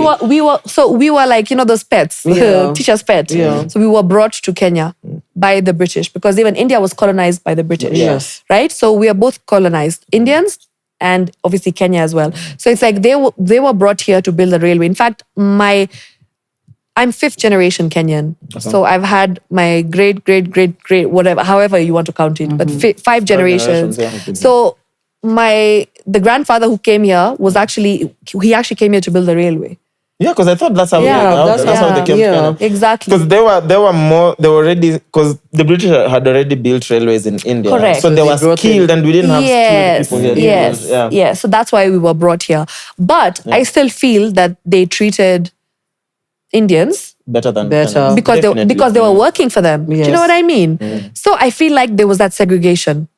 And that trickled over through generations. There was this thing where, we can't mix, we can't intermingle, we can't intermarry. That's the biggest question I get. Why don't we intermarry? But I feel I've never seen actually. I have seen multiple. Really? Yes. Where are they? I want to meet them. There's multiple. Really? Yes. There's so many. In fact, girls. In fact, on my Instagram right now, from the top of my mind, I know 6 of them. And we talk. Who are married to Kenya? One is married. I didn't even know. Like it's possible. It's happening. It's happening. Is the barrier usually cultural or religious? Cultural. Okay. Not religious. I feel like the religion is a big factor, but I feel like now religion is more open. But As compared to as compared to culture. Yeah. Culture was still very strict, like, Bro, I want to start hanging out in Parklands. Wow. You just want to be paid for bride price. Yeah. That's all he wants. Or you can, I'm open to an arranged situation. So it's becoming more and more common now. And I think the generations to come, we'll be seeing things that are so open where you'll see intermarriage and you won't even be shocked. Like you personally, you'll be like, okay, This is the normal. Kikuyu Mwindi, Kikuyu Pakistani, Masai. Yeah, but Indian. Kikuyu Hindi, I've heard of that a lot. That happens a lot. That one I've heard. Even Meru. Really? In Meru, it is so common. Okay. Kuna mwindi toko Meru anakula jaba. Where Kikuyu Hindi, that's what I've heard. you would be a lot. shocked. You'd be shocked. Ask Luki. Luki will tell you. You know Lukman, yeah? Yeah, of course. Yeah, Luki is from Meru and they intermarry in Meru and it is so common in Meru. So these things are happening in front of us. It's just that people are not shouting about it. And it's not like the cases are that many. There are a few, but they are happening and I feel like it's going to continue increasing and there'll be a point where this conversation won't even be happening. Because also the segregation has been there for a while. How long did it take for the government to even recognize? Exactly. To recognize even Asians as a tribe. in Correct. Kenya. And also just the fact that with all of it was meant to seem like all of you live in the same area. Yeah. So even with that came with you segregated yourselves. Oh, they support their own businesses. They do this and schools. so schools they go to the same schools. Me when I was in It's a normal Oshwell, thing. I went to Oshwell in secondary school. I was there from year 7 to year 13. Honestly, if I'm being very point blank honest with you right now, when I was in school, there was like, I would say a handful, 10 to 20 black people. Yeah, definitely. But now, I went to Premier Academy the other day. Premier Academy was also the same. Okay. Like they were literally a handful. In each year, there'll be like 5 to 10 people. The rest are all Asians. All Asians. Now, I went to Premier Academy and I went to speak. They invited me and I was looking in the assembly. I was so happy. It was literally like balance. a balance. It looks like a chessboard. Yeah, I was yes, you could say that. And it made me so happy and so proud that divide, the segregation that we used to see from back in the day, my generation, to now, these kids, they don't know anything about segregating. It's like, I have friends, even my cousins, my younger cousins, all of them have friends. And like, when they post photos with their friends, I'm like, yes. This is how it should be. Because it shouldn't be like, oh, I'm only hanging out with you because we are all Asian and we all belong from the same communities. You know, you're hanging out with everyone. Your friends are from everywhere. And then that's how intermarriage now happens. Because now you're exposed to people who are of different cultures, different races. But also, I think it's just common practice that if you're such a minority, you sort of, Want to continue. Bundle you up want to together, you bundle up because that's the only way. It's still happening in Langata. It's still happening in Langata. I've seen online a bunch of times estates where they say like in Langata Indians only, and then of course. But some of those places, by the way, it's not a matter of race; it's a matter of vegetarianism. They are very big on the food that they eat. They don't even eat onions and garlic. Some of these people. You're not allowed. Some of the communities in the Asian tribe, we have a community that does not eat garlic and onion. But garlic is like the meanest spice. Yeah, So they hard. don't. They don't eat garlic. Imagine this food that is made and it's actually quite tasty. So aside from being I vegetarian, believe that because you guys have a wide range of spices. Yes, like Jainism as well. What is that? It's like, Oshwell Center. You guys have heard of Parklands, or the big temple, Oshwell Center. That's like a completely different community now. The Shahs. So a lot of them are Jain. So they believe, I feel like Jainism, I'm not sure if Jainism is a completely different religion to Hinduism. I don't know, I may be wrong. Please guys, cut this out. My community will It's okay. We'll just fact check it. yeah, Actually, let's please check fact check before I go into details because I'm not sure. Where's the mic? Tafari. Okay, Tafari, please check if you have the mic. Sorry, continue. Yeah, so they don't even eat like, meat. They don't eat eggs. They don't eat garlic. They don't eat onion. So for them, the smell, it gets to them. And that's how they've grown up. I had friends back in the day in school who were so strictly vegetarian. Like if we were on the same table, right? And a dish comes, like in a restaurant, they would feel like throwing up. The smell of meat makes them throw up. Because they don't know any better. That's all they've learned their whole life. It's a way of living. Vegetarianism is big in the Indian community, Asian community. So some of these places are completely based on the fact that food preferences, culture. But yes, there are others that are gated community ones that are only rented out to their own community. And it's like the Bohoras, you know the Bohoras, yeah? Not The Bohoras are Like, the not Muslim, much, they're Muslim, but like they have a community on their own. So the Bohoras do that as well. They have hospitals, they have schools, they have like estates, Their own stuff. Then you have the Kachis, like Shri Kachileva, that school, that name that is so long. Shri Kachileva Patel, Kuchileva Patel Samej, Samaj. How do you remember that name? Yeah. Because at the friend I've used to be never there. bothered. I just pass some legs. I shall never bother. So even them, they're strictly vegetarian. Even in their school, they don't allow meat. Like lunchtime, you come with your packed tiffin. Yes, Tafari. So so the big difference in one line is Jainism, it's very strict. Yeah. And disciplined path to purity through non-violence and self-control. There we Whereas go. in Hinduism, it's a flexible spiritual system with many paths to truth and liberation. Then Jain diet is very strict. Yeah. Zero haram, like seriously zero. This is what they've said. They are strict vegetarians and many avoid root vegetables. Whereas for the Hindu diet, it's flexible. Many are vegetarian, but meat is allowed in some communities. Beef is widely avoided because the cow is sacred. Yeah. Some avoid pork, others don't. Yeah. Okay, thank you. So yeah, so basically it's a thing. So yes, there are some community gated estates and schools and stuff, but a lot of these places that you see that, oh, they don't rent them out is because of vegetarianism. Yeah. Back to the railway story. Are there any cool stories that have been passed down in your family to generations? Yeah, like my great grandma, my grandma was actually telling me how, she has a British passport, which is so interesting because she's never lived in the UK, but they were giving everyone British passports then at that time. As the workers. No, not the workers. They were giving British passports. I don't know if they were giving them to everyone or they were giving them to Asians. I don't know. But my grandma, my great grandma as well, all of them have British passports. This is pre-colonial. Yes. Yeah. So it was very interesting how they were all getting British passports. So every time, like, I look at her and I'm like, how are you British? Like, you've never lived there, but you have a British passport. Anafanya any? Yeah. It is crazy. So these are things that, like, they went through during the colonial rule that sometimes I'm just like, wow, that's interesting how you actually lived through colonial rule in Kenya. Yeah. Because like my culture, we're big on storytelling. Is that like a thing for you guys or no? Yeah. So storytelling, like as in what sense? Like folktales. Like there's stories you'd hear that have just been passed. Who knows even where they come from, but they've just been passed down generations. And it's just the common things that everyone almost knows. So my great grandma, like, okay, this is not something that's like a long time ago, but my great grandma and my great grandpa had 7 kids. Okay. All those 7 kids got married to women and they got their own kids. Everyone, almost 50 people used to live in that house in Gara. Yeah, but then what is the thing of the families constantly living in one house? Like, where does that come from? So it's just togetherness. Okay. I feel like the Asian community in general, they are very family oriented. They feel like because my parents have raised me, I don't want to disown my parents. I don't want to make them feel like they're alone in their old age. I want to be able to take care of them. And when I say take care of them, it doesn't just mean financially. It means Like really emotionally. be there. It means be there for them in the same house. My dad, big mom, was and this we house? still 50 live with my grandma. She still lives with us.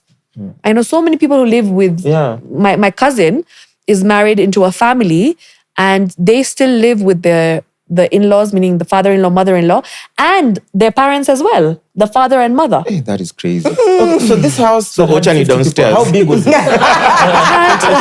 What did he say? Ocha ni downstairs. Yeah, by the way, me my Ocha is in Gara. Me my Ocha is in Gara. Gara? Yeah, it's in Gara. How big is this house that had 50 people? Only 8 bedrooms. So everyone used to sleep with their families. Like, for example, if it's my grandma and my grandpa who have their 4 kids, all 4 kids sleep in that same room together. How do they fuck? Hey, No, I didn't get into those details. Like, how do I ask my grandma and Please grandpa? ask now. The next time you come back, please at least have some answers. Like when This they is were now exile, peak exile. when they were so they all used to live in one home, and that home was in Gara. So I know this because my great grandma I met her. She passed away, I think, 10 years ago. So she would tell me all these stories of how they used to all live together. And then dinner time, my grandma used to have to make, roti. There's chapati and there's roti, yeah? So the Asian roti. So she would tell me that she would make roti for 50 people. Just like that. And they would have duties. One daughter-in-law one day, the other daughter-in-law, and there were like 7 daughter-in-laws because there were like 7 sons of my great-grandma and great-grandpa. So my grandpa had 6 other siblings. So now each one has their own wife, right? So all of them have days. Monday you, Tuesday you, Wednesday you. So these days, when my mom complains to my grandma saying that, I'm tired, my grandma goes to her, in my days, I used to make 100 rotis. And it's true. And this would be On a daily random because they Wednesday. make food as a family every day. Daily, and everyone eats together. So like that thing of togetherness, family, community, it's like you ride with your family so hard that you sleep in the same room as them. Bro. You sleep in the same house with your uncles and aunties. Like that. How are chores split? Like, That's what I'm saying. Like one day everyone who does Like dishes? each family has a day. yeah. So maybe one. 7 families, bro. And by the way, there were no house helps. There were no house helps or maids at that Because time. there's too many people in the house. Yeah, Why hire more everyone, people? all the kids, now the granddaughters, the daughter-in-laws, the granddaughter-in-laws, like my mom as well. She was married to that family. My mom also used to work hard in that family, and she learned all the cooking through the community I living. can only imagine there's the cooking, but I can imagine the cleaning. laundry. Was the laundry like this? Yes, everyone washes their own.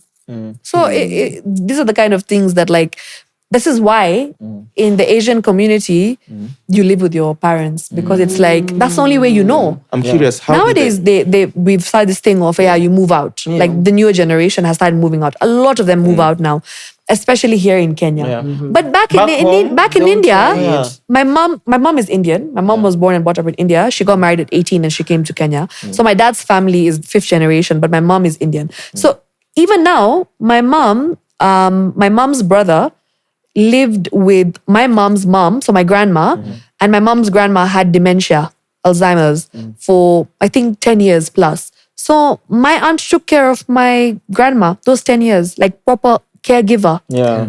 Yeah. And not out of Ati, they can't afford. They had they had nurses. Yeah. They had someone who would be like taking care of my grandma throughout. But it's just that they want to give back. They dedicate their lives to serve somebody that they have ultimate respect for, and they care for this person so much that they don't mind doing it. And they never complain about it. 10 years. Damn. 10 years plus. I'm curious, how do the finances work? Do you guys have a pool of money you So put together? at that time, it used to be that all the children used to give money to my great grandma. So whatever you're earning, everything goes to my great grandma. Full salo. Full salo. Then she gives you like 20K back to now support your family. Like food, everything is done. You see? Food, there's no rent because they own the house. Food, electricity, water, everything is paid for. She does all of that. But now, whatever like you want extra, like I want to go with my wife to a restaurant or I need fuel for the car and that kind of stuff, then she gives you like pocket money. That's how it was done back in the day. Pocket money. And school fees as well. School fees, they give money as well for school fees for the kids. But at that time, my dad went to Jamhuri. Jamhuri was peanuts. Jamhuri High School, Jamhuri Primary. They all went to Jamhuri. Yeah. That's what I tell you. When I say I'm Kenyan, I'm Kenyan. Because my father went to Jamhuri. Is a lot. But also, I'm just like, honestly, I'm just fascinated by the dynamics. Yeah. Because I knew it was a common thing because I have friends and I see how they live. But I just didn't understand even the finances thing that you give the great. So like the elders would the head of the family. The pool. The head of the family would keep the pool of money. But even my grandma, they separated, right? Yeah. Now my great grandma, my grandfather moved away from his mom, which is my great grandma, because now it was becoming too hard, right? So he bought a house. And still in Gara, because we have to be next to each other, of course. So still in moved Gara, out, but your neighbors. We're just like 5 minutes away, imagine. It was literally 5 minutes away. So we moved out to a whole new house, because now my grandpa had 2 sons, 2 daughters. Now 2 sons got married. Now even them, that's me. Now my generation is also coming. So where is everyone going to sleep? So we moved out. But even at that time, when my dad was earning his first few years, 5 years, and my dad's brother, we still lived together, by the way, in one house. My dad's brother and my dad, they still had to, they still came back and gave my grandma like the 30K they were making or 20K they were making at that time, because they didn't know any better. Yeah, that's the norm. That's the norm. Yeah. Until now, as time went by and now the expenses were getting too much, where now the sons are like, you know what, let's take care of you. Instead of you taking care of us, because we need more money because our children need to go to school. And now school fees is expensive compared to their generation. So things are changing. So then they had to also change their mentality. And now they had to do it the normal way that's done by everyone, not just the Indian way of doing it. Of doing things. How common are arranged marriages even in 2026 now? They're so common. Back in the day, they were like common, like meaning... It was the norm. It was the norm. Nothing. Like my mom and my dad, they met once. And they met once. And my dad was asked. So my dad knew my mom's family. My dad's family, my mom's family, they had an uncle and an aunt who are married to each other. You get? So my dad's uncle and my mom's auntie were married. So mom's side, dad's side, not related. No blood relation, just through marriage. No, don't look at me funnily. We don't marry our cousins, just saying. We do not. Hindus do not marry their cousins, just saying. It's now in the Muslims where... That's Akina Saddam. Yeah. Well, but in the Muslim culture, it's more common. It's common. Of marrying your cousins. But in Hindu culture, it is banned, like completely forbidden. They say no. Like if they find out, they will discriminate against you and isolate you for life. Oh, sure. Like you are like not... It's frowned upon. Yeah, it's frowned upon completely, like a taboo. So now... My dad went to India to meet now, like my family, my mom's family, because now my uncle was married to my aunt. So let's put this to context. My dad's dad. That's called grandfather. Grandfather, sorry. My grandfather's brother is married to my mom's mom. The grandmother. My grandmother's sister. Okay. So it's like through marriage. This side and that side. So they knew each other very well. The families knew each other through marriage. So they went to India and my grandfather, from my dad's side, went to my grandfather from my mom's side to ask, so I like your daughter for my son. Would you be open to getting her married in Kenya? My grandfather is like, yeah, I like your son. Okay, cool. Let's get them to meet. One random day, my dad is told that this is the lady that, we are thinking for you, the girl. Would you like to marry her? He's like, yeah, she's pretty. Okay, that's it. that was it? They met they had a 2-hour conversation, like with everyone involved. And it's not even like me and you. And with everyone else? Yeah, you're just chilling, you're talking like friends. My mom did not know. My mom comes home from school the next day and she's asked, what do you think of those boys you met? Oh, yeah, they're cool. What do you think of the tall one? Yeah. He's okay. He's cool. Okay. The dads have said yes. My mom had no clue. She's still in school, high school. No, college. She's in first year of college. Then she comes home one random day and she's told, okay, you're getting married to this guy and you're moving to Kenya. Wow. Apart from just getting married, like you uproot your whole life, you're moving. Yeah. And she was 18, mind you. My mom was only 18 when she got married. And she couldn't say anything. It's not like... debatable or nothing. And it's not even like, by the way, at that time, she fought back or she said no. Yeah. Okay. Was there room to fight back? There was no that room. time? At that Okay. time, there was no room. If your dad makes a decision for you in India, done. It's done. even in Kenya, it's done. You have no choice. So that's how typically it works. At that So time, at that so time. the thing, which means is your parents choose your partner At that based on how they like that partner for if you. they think that the family is good, Yeah. the partner is good, and the family will keep you happy. So what is this based off? Did you ever ask did they look at looks? Like, what is this The based family, my Mainly on family yeah, vibes. They like the Like vibe. It's a family good of family. yeah. They have respect for women. They'll take care of the women. They're earning well. From what we see, it's not like you know what's happening inside the family, but from the outside, you see that it's looking good and They're well it's put a together. perfect family, well put together. All right, let's give our can daughter go. away. Oh, shit. So, and arranged marriages that happen now, would they be within the same context, or has it changed? Oh, it's changed. Nowadays, it's like, okay, we know this guy. What do you think about him? We'll give you his number. Now you do the rest. It's like a But they'll set it up. They'll Like set it up. matchmaking, Like basically, matchmaking. So those are now the 2.0 arranged marriages. And if you Arranged don't marriages- like it, you have room. Oh, you say no. You say no. Okay. It's not like it's a must. Because even my mom's siblings, she has 3 of them. The rest of them are all married. No, actually, one of them is arranged. But the other 2 are all love. Like it's two, yeah. It's all love. Well, There's half. arranged and there's love. Yeah. 50-50. Like But half also, of them. genuinely, if you're meeting your partner for the first time, Yeah. the love has to grow or not grow because you don't have an option. You don't have an option. Now you have an option of meeting them Yeah, prior. deciding. Yeah, deciding. You have a phone, you can call. Yeah. Back in the day, they were sending letters to each other. Akona handwriting mzuri. Yeah. There's no FaceTime, nothing. You meet this person once, and you have to remember that the way they their look face, for the rest of until the next time you go see them. Because like this happened, they did the settling. Okay, what's going to happen now? Before they got married, it took a while. Because they had to come back to Kenya. Yeah. Then they had to come back for the wedding itself. They had to plan the whole wedding. So And your weddings are. Yeah. It's a whole festival. bro. Yeah. and even at that time, the Indian Coachella. Indian Coachella for real. And even at that time, weddings, it's like for a father, it's the biggest achievement to see his daughter get married To a prominent family. to a prominent family who you think will keep the daughter happy.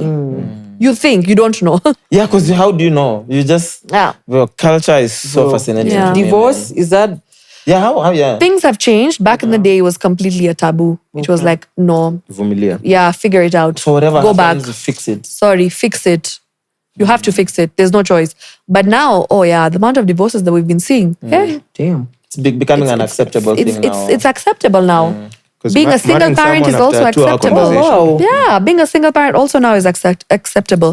That's what I'm saying. Things have completely changed from back in the day. So then, was divorce looked down upon just because of how strong they wanted the family to be together, just based on everything you're saying? And also because what will people say? Yeah. What will the community say? What will our neighbors say? So public perception. They're going to look down at us. So stay there. Stay there. Figure it out. So in the age of westernization, are there things you're proud your culture has maintained up to date, and then are there things that you think should be done away with? Because I'll tell you, like for us, back in the village, if GM is still a thing, Yeah. especially deep in the village, Yeah. girls are still getting circumcised, Yeah. It's not the best thing, but it's getting less and less. Yeah. And I think especially because people are getting more informed, Yeah. and there's a lot of education that goes Yeah. into that. But that would be, for me, something that I still think our culture has to deal with. Yeah. I think the equality of women, it has really, really gotten more prominent now, where we can say that women are now more equal, even in India. Because back in the day, it was like if you get a girl child, you're not happy. less. No, you're not happy. Oh wow. As a parent, you're not happy because you want a boy. You need the next heir to your family, to your throne. You know what I mean? So you have to have a boy. No matter what it takes, you have to have a boy in the family. The You have to have a segregation son. beginning at birth. Bro, can you imagine? That's why they even stopped doing the checking of the gender in India because of the abortions. If they would see it's a girl, they would abort. Wait, the Gender reveal. Gender reveal. No, like when you do ultrasound. ultrasound, yeah. They To stopped doing check. that. Yeah. They I don't know if they've started again, but there was a point in India because of how the ratio was of boys to girls that they had to stop it because there were no girls. All the girls were getting aborted. They would find out it's a girl and they would abort. Only and only because they feel like they want a boy, and boys having a boy in the family is so important that they don't want to keep having a girl. So it's like they keep trying over and over again. And every time they find out it's a girl, they don't want. So things like that, I feel like have changed. Okay. And especially us, because we live in Kenya, we don't experience any of that. We're not exposed to any of that. But even things like, if a girl's on her period, she can't go into the kitchen or she can't cook because she's impure, she's unclean, she's dirty. So she can't be cooking for the house. Things like that have also changed a lot. Man, yeah. Culture is so fascinating, bro. Yeah. You know. So just based on how things are being handled now, how do you think it's gonna get to a point, like especially in Kenya, where parklands and Oshaws will stop being a thing and it's just going to be one community? Of course. Do you think that's gonna Of course. We're gonna get there soon. I feel like we are going to get there very, very soon, sooner than we think. Because with the assimilation, it's like things are moving so quick, too fast in Kenya. You don't realize things that we thought, as I told you about schools. Back in the day, you'd only see a certain race. Now you're seeing everyone in that school, which is amazing. Because it goes to show that there's progress. Facts. In a matatu as well. Back in the day, you'd never see an Asian person. Nowadays, like I remember there was a day where was I? I had gone for a shoot, Kiambu Road. And there was like a Paji guy, a Singh guy, with his whole family in a matatu. I was so happy. I was like, go you. Like back in the day, no one would be seen going into a matatu. How guys move around then back in the days, especially if it's such big families? Just to get multiple cars? Everybody had a car and then you just had 10 people in one car. We've done that as well in our family. We would go to Diamond Plaza, go have ice cream, and there'd be like 9 people coming out of one car. The door opens. Everyone. A clown car. Because you live with your uncles, your aunts, your cousins. So everyone, if you have a car, you don't have money to buy many cars at that time. So you have one family car. I'm assuming this is a 5-seater car, a normal car. Yeah, normal car. You just have like 10 people. You just have 10 people in the car. You just need to get a school bus. Yeah. For everyone, the extended family. Yeah. So things have changed, and I'm so proud to say that I feel like I've also been part of this change because in the past 10 years that I've been in the media industry, I've always ran with the narrative that Kenyan Indians should not be called Kenyan Indians, first of all. There's nothing like a Kenyan Indian. We are Kenyan. Yeah. And the day you start identifying yourself as a Kenyan, even the person who is looking at you, they will not see you any differently. Yeah. They will also see you as a Kenyan. So you need to own it. You need to own your Kenyanness. You need to own the fact that you are part of the culture. And not just the fact that you have a passport that's Kenyan. You have to integrate yourself into places that you never thought you could be going to. Doing things that you never thought that you would be doing. Yeah. Or, stop segregating yourself. Yeah, get out of Get out of live in other places. Yeah. Kula Mutura. Ngarago. Because also generally, I feel like it's a disservice because like you're fifth generation Kenyan, right? So you've been born here, you've grown up here. So you keeping yourself from doing things that are from here, it just means you're almost living in a small bubble. Yeah. But Kenya is bigger than that small bubble. Yeah, and we need to also be given opportunities, equal opportunities, because people say that, we don't see you guys in, like, for example, Mandamano. We were there. And the amount of Indian people on my, Kenyan Indian people on my Instagram, I was so proud. I was like, yes, this is how we're going to be truly identified as Kenyans. We have to run in politics. We have to be elected. We have to be out there. We have to be policemen. We have to be nurses. We have to be askaris even. Like, I've never seen an Indian Uber policeman. drivers. Never. I've never seen an Indian policeman. Uber drivers. Even Uber drivers, I've never seen. Yeah, until now. I don't think there's many. In Mombasa, maybe, yes. But in Nairobi, no. But that's what I'm saying. Like, doing things just because your community has never done them or is not supposed to be doing them because of stereotypes or because that's considered to be a taboo. Yeah. Like, we need to have a very open mentality and we need to be more open to accepting that we don't just become Kenyan through a passport, but we become Kenyan through owning your Kenyanness. Even like an Indian footballer, I've never seen. We'll just hear cricket, you know what I mean? And they're so talented. Yeah. There's so I play many, with some of them, but I'm like, so many talented kids out there who are playing football and they're so even good. running. I'm sure there's Indians who can run fast. There's a girl. There's a Kenyan Indian girl who I've been seeing, and she's in athletics. She's doing so well. She's a sprint runner. She does 200 meters. She's only 19. I'm sure that if they Google her, they'll find her name. Yeah. Tafari Google her. She's a young girl, 21, 22 maybe. Give Tafari the prompt to Google. She's maybe 22, Kenyan Indian girl, and she's a sprinter. 200 meters. And I've been seeing her running as well, and she's representing. There's even swimmers now who are coming from Kenya, so who are coming from the Asian community. So I feel like this whole thing of ati Kenyan Indians or Asians will never be Kenyan enough. Whoever thinks of it that way, that's a you problem. That's a they problem. Because the moment you start looking at it in such a way, it just goes to show that racism, discrimination, colorism begins from within, and it starts from you. So if you think that Kenyans are racist, are you not racist? Yeah, look at yourself. If you think Indians are racist to you, what about you? Aren't you as racist towards us as well? So it's like a give or take. You know, this whole conversation that I keep seeing online, ati Kenyan Kenyan Indian employees are the worst. They mistreat their employees and all of that. You've seen that discourse, yeah? There's a lot of discourse on social media. I keep seeing it everywhere. And every time I keep seeing that, in my head, I'm just like, okay, fine. There's 3 or 4 rotten eggs, right? But do you not also see what the communities are doing? Do you not see what Guru Nanak is doing? When we had the Westgate attack, did you not see what the Asian community came out to do? We are truly Kenyan, and it's just that, yes, there are a few people who are spoiling our reputation out there. And I agree, there are people like that. And I will not deny the fact that, you know, people like that exist who are still racist towards, Kikuyus or Luos or other tribes. But there are also so many other people who are doing good and they're impacting Kenya in a very positive way and representing Kenya in a way that truly shows that they are Kenyan and they are owning the fact that they are not Indian. And they will choose. If you're giving them a passport right now, the Indian passport and the Kenyan passport, and telling them choose between the two, you will see they will choose the Kenyan passport because that's who we are. We are so different. When I sit with someone who is from India, 100% Indian, like we are so different, and I see it because we are integrated in the community in the sense that this country has given us so much, but we've also given the country so much. So, you know, it's like one of those things where I'm like, it'll take some time, but I feel like we are starting. Slowly getting there. There is great progress. Because I remember growing up, we had friends who are our age, and they're just Indians and they're speaking Swahili, sharing their place. You're number 3, maybe there's 1 or 2. But sikuwa waona shule.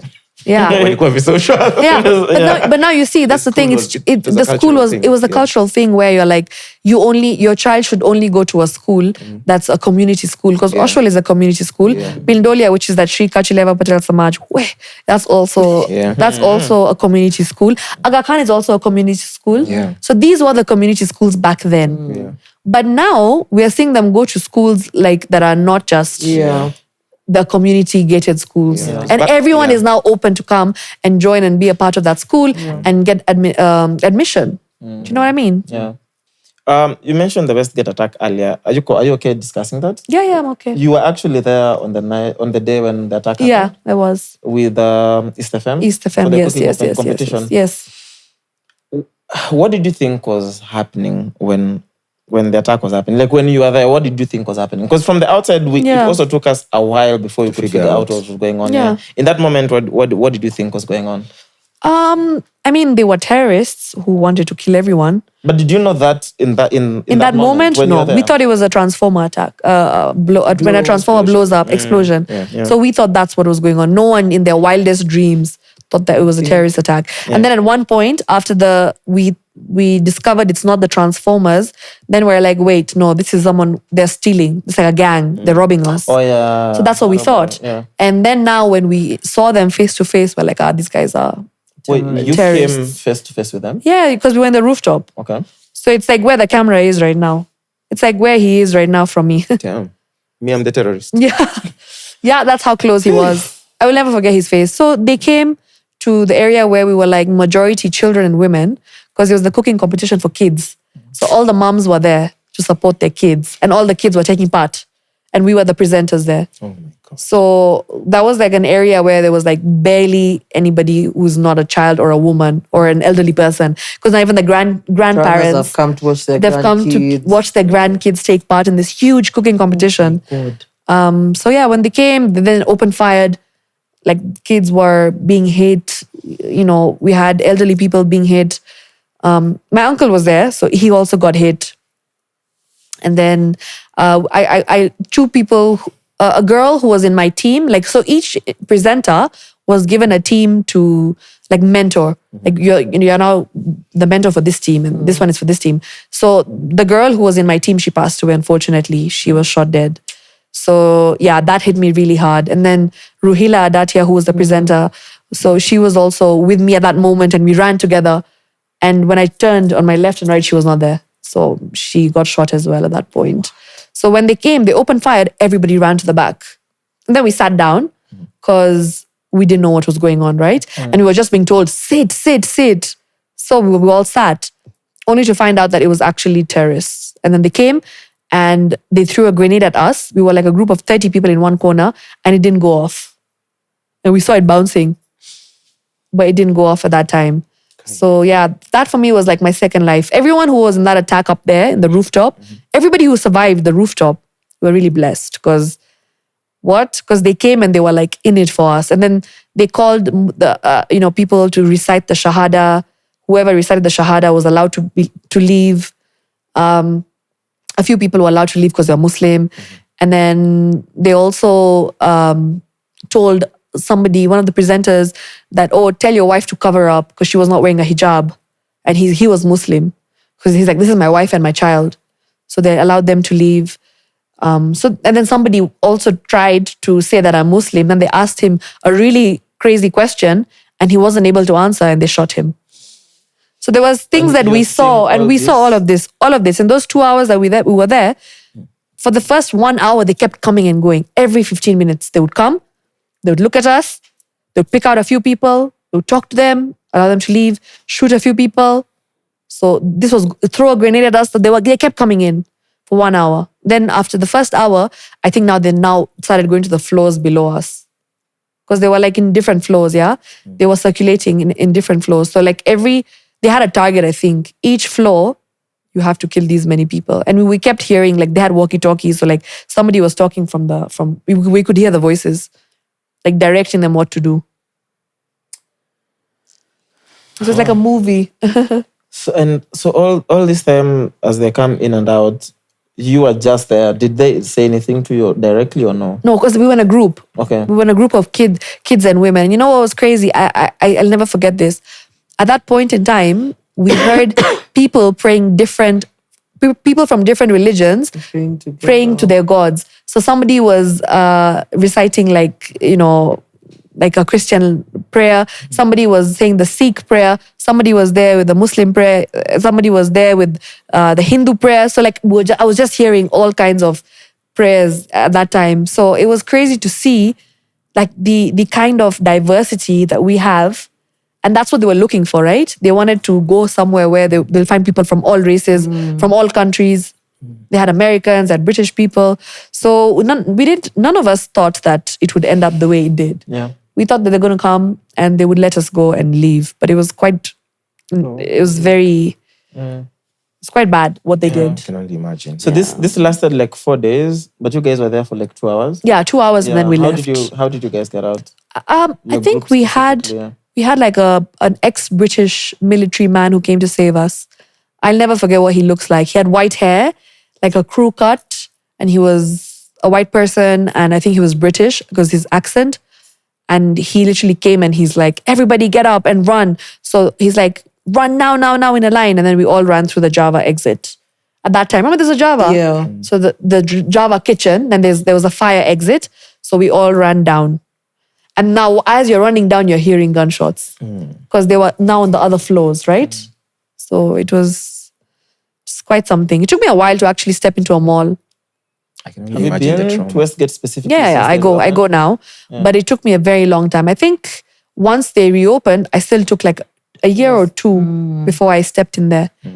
Because I was so scared. I was terrified of malls. Every time I'd go in a mall, I'd look at the fire exit. I'm like, where's the exit? I need to know before I know anything else. Because now you're constantly on red alert. Yeah. You're constantly so anxious that anything can happen. Even loud noises anymore. I used to love Diwali. I used to love fireworks. I don't like them anymore. Like I can't stand the noise anymore. Because I think that I associate it to that time and the gunshots. And the grenades, yeah. Did you get any psychological help after? Surprisingly, I didn't. You road dogged this thing? I road dogged it. But I think I took some time off from university. I was in uni then. And I think talking to people really helped me.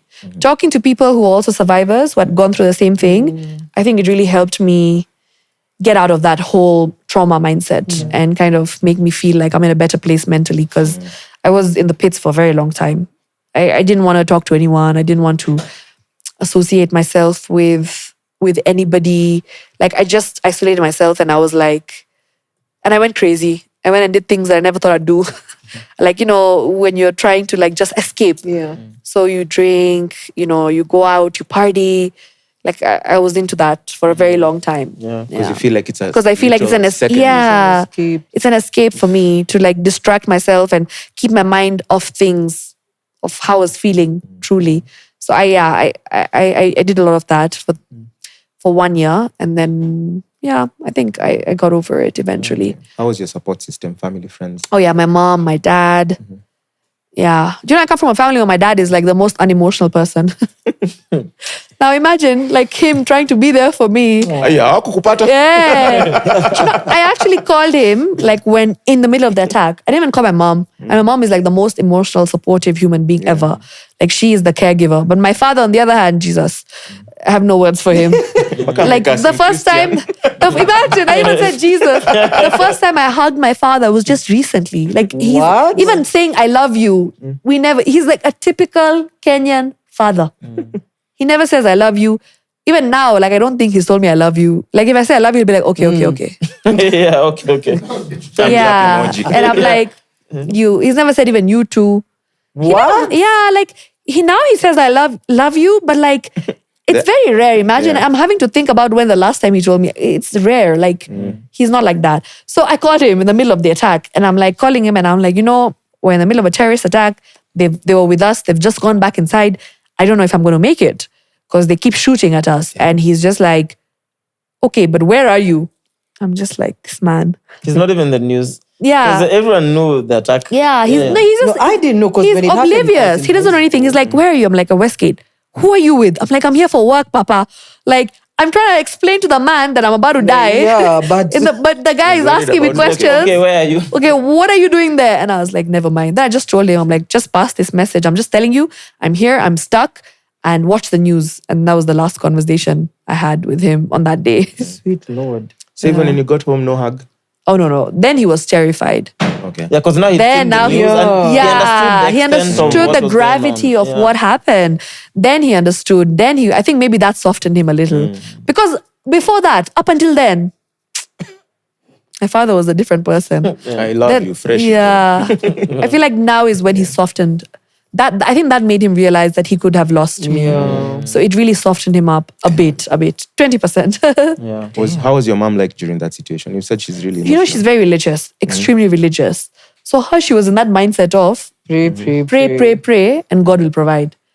Like, my God is there, like that. She found comfort in knowing that like my God is always going to make everything right.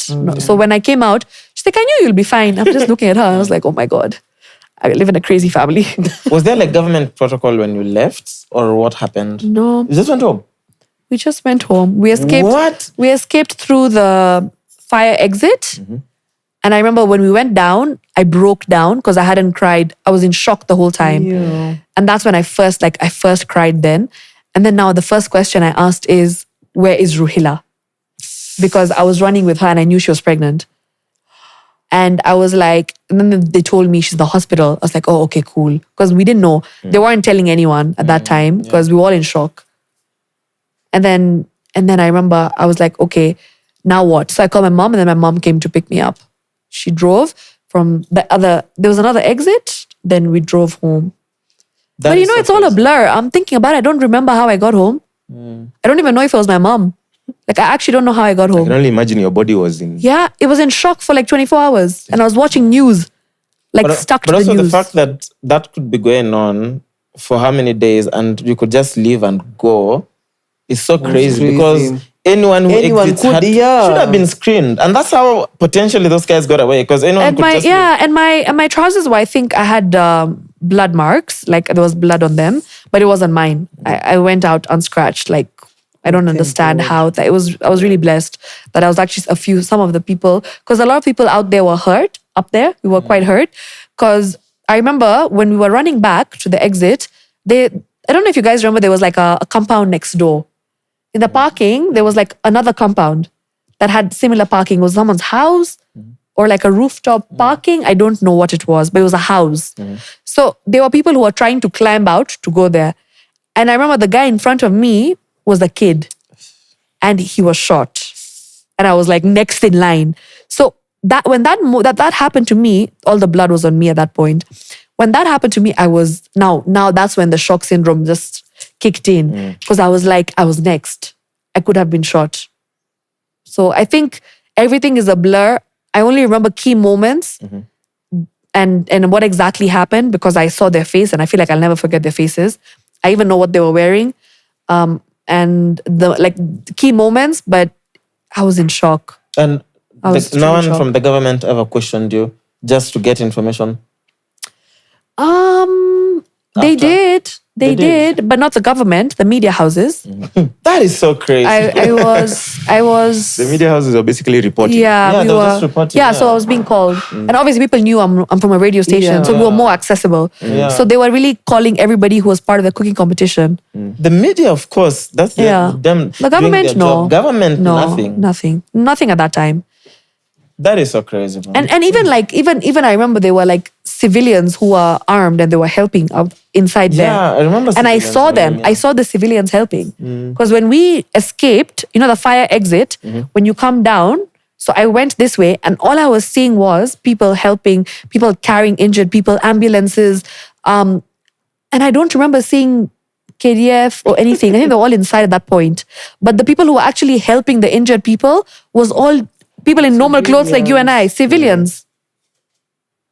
And there were a lot of the Asian people that I knew who were there. They were helping out. Yeah, because they all own shops. Most of them are armed. Actually, most of them, and then some of them are armed. They have like these security groups and stuff. So all these Asian people, I was just seeing them like carrying people who are injured and running out with people. And some of them had guns. And I know the reason why a lot of these people actually got inside was because they own shops in there. Yeah. So a lot of the shops there were, I think, Asian owners. So there was a lot of helping from them. So I remember their faces even of the people who were helping out. And the ambulances, obviously. So yeah, from that moment, it was all a blur. But I am truly blessed because... Yeah, that is crazy. It could have been me. Could have been worse. It could have been worse. This is definitely one of those moments in your life that you remember and they changed your life forever. Yeah, maybe that's why I live my life to the fullest. Because I feel like going through a terrorist attack at a very young age, when you're a teenager, it changes you. Yeah. Explains your Instagram aesthetic. Now. All smiles. All smiles. Rainbows and sunshine. That was like my second chance to life, to do things better. And because I know there's probably people who escaped, but they didn't see anything in person because maybe they were able to hide. Yeah. But coming in such close proximity, having a grenade thrown at you and then it did not detonate at all. Yeah. Having someone get shot. Having someone get shot who were next in line. Yeah. It's so surreal, man. Yeah, and also losing people that you were with. And because the girl who was in my team also happened to be my neighbor. So I had seen her growing up, the little girl. She was only 12 at that time, 11 or 12. So I knew her family, I knew her mom, I knew her parents. And she died, which is so sad. And then Ruhila, of course, who was my mentor, because I was just an intern at Radio Africa. Well. And she was 7-8 months pregnant. What? So 7 or 8. Pregnant. Heavily pregnant. That's why I don't think she was able to make it, because when we all ran, she wasn't able to run as fast. She got behind or she even fell. I don't know. You never know. But truly, she was a gem. Yeah. These guys were never caught. How did that? We don't know. Black Widow, honestly, drama. But generally speaking, didn't even make any sense. If people who were in that building could leave and just go home, how many of them left? Because as security, those are the guys you have to speak to first. But also make sure they get medical help. Yes. Yeah. But if you could just leave and leave, of course the terrorists just left and left. Yeah, we don't know. Who do you know that was arrested? They're saying that the terrorists walked out in civilian clothes on day one. They're saying that. That's what the So if it's on day one, then why did we go for 4 days? Why did we need 4 days? To try and put up a whole act. that we're on it. Like, we have this sorted. Because the word is that they got out on the first day.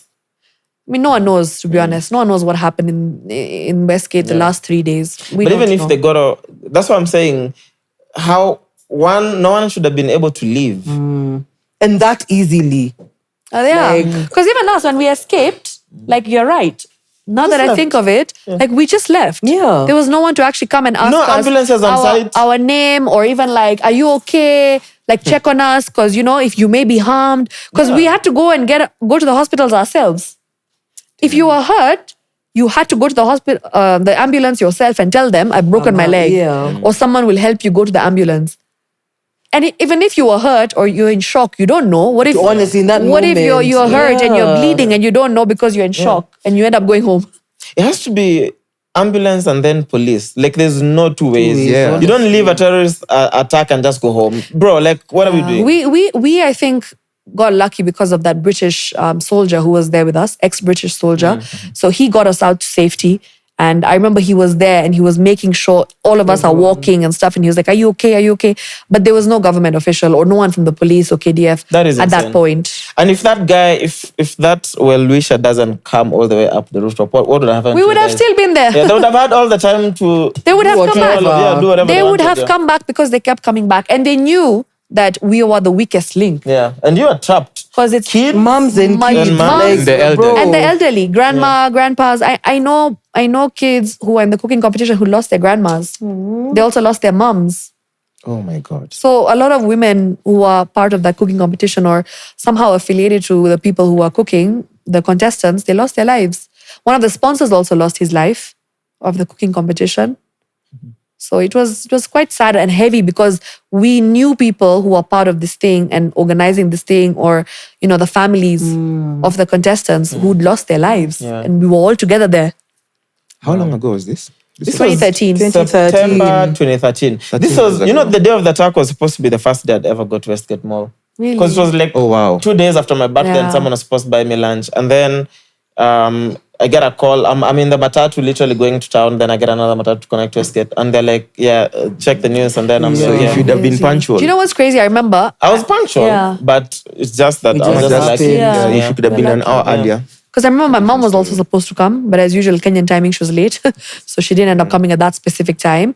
I remember I also wanted to go to Bata downstairs to buy shoes because the shoes I was wearing were very uncomfortable. And, we're running around a lot. Yeah. So I was like, let me go and buy whatever. But my boss at that time somehow called me and she's like, just come, handle this. Otherwise, I'd have been all alone when all of this was happening. But I'm so thankful that she was like, no, you can't go. I remember like Dusit, I was supposed to go for a meeting there. Alafu, last minute, they changed the meeting to come to our office. Wow. And then we were like, you guys, where are you? You're late. And then we just started hearing, ta, ta, ta, ta, ta. Now, you know what's crazy? For Dusit, I was the one covering it on TV. How is that? So I was the one reporting from morning until evening. I remember when it broke, Which year was Dusit? 2018. 18. 19. Yeah. So 5 years later. So I had just started my job on TV. I'm a presenter. And I was called in. I'm told, okay, you have to do the breakfast show because there's an attack. So I'm like, what kind of attack? Terrorist attack. I was like, oh my God. God. Nakumbuka you're road dogging psychologically. Yeah. Yeah. So I did that. I did that show from morning until like around 2 p.m. What's going on through your mind when you're reporting something like that? It was tough. The first few hours especially, I felt like I was very affected. Like it was getting to me. Yeah. It was getting to me. And then when I went home that day, I'm just like, what? I can't believe like it was just my day on air and I'm the one who's supposed to cover it. And someone who's already been through a terrorist attack. Yeah. And then I'm seeing the families, the cries, the shock on their faces because they were covering it live as it was happening. So I remember we covered this live on TV and I was the anchor on air at that point. Did you have a choice to not? You don't have a choice. You're just called and told you have to do it. Okay. And God. when the job calls, you do it. No one on the team was like, you just survived a terrorist attack. Maybe if you I don't feel think I even told them Yeah. that Oh, wow, I okay. had been there 5 years ago. I didn't tell them. Okay. And I feel like at that time, in my mind, I believed I was fine. But I wasn't. When I went home, that's when I realized I was not. Yeah. But I think I just had to brave it up and just, Cover. do what I had to do. Yeah. I'm so sorry, man. That is very traumatic. Yeah. Yeah, thank you. I think I'm over it. Do you? Get someone The fact who, that you said think. I think. Yeah. No, I feel like now. Until another trigger. Yeah, I feel like I do get triggered. trigger is the wrong word to use here, but yeah. But know. like in the sense like a loud. This guy just did. And then, Top it's shot. crazy. I'm here like top shotter. Anyways, still a top shotter. I'm just scared You are of not malls. okay. Yeah. Sky man. You. Oh, me. And she's like, yeah, I'm a top shotter. Yeah. Yeah, I mean, what can you really do? Honestly. Yeah. It was such a long time ago and it happened. It had to happen the way it happened. There's nothing we can do. Sometimes You just things laugh it happen. off. Yeah. You have to laugh it off and you have to think that, I'm out, I'm alive, I'm stronger, I'm better. Yeah. And I'm more prepared for any terrorist attacks that come my way. Because the first thing I do when I enter a mall is look at the exits. And I make sure that I know where they are. Like, fire exit is a must. And you also know, after the attack, we went through training of what to do in the case of a terrorist attack. Because at Radio Africa, they made us go through those trainings. Drills. The drills. Yeah. Because now this has happened, right? Yeah. But what if it happens again and you're on duty? So they were nice to do that. So now there's a lot of things that I know on how to react, like not react out of impulse, but react out of like a place where you're like, we need to survive. Yeah. Yeah, survival skills. Yeah. So yeah, I'm cool. I'm stronger. Yeah. Happy to have you, man. Yeah, that's. I'm glad. You wouldn't have known me. Imagine if you guys lost me back then, 2013. No one knew me then. Yeah, 18 in Because uni, 2018 whatever. was, I yeah. was still in high school. Yeah. 2018. 13. 2013, actually. Yeah. High school. Yeah, I just started my internship at Radio Africa. You're in high school in 2013. They finished in 13. When did you finish high school? 2011. Okay. So I finished uni. 2012. I finished uni in 2013. Damn. Yeah. Okay. Bruh. We're old. You said you finished uni in 20? I finished uni in 2022. He never finished uni.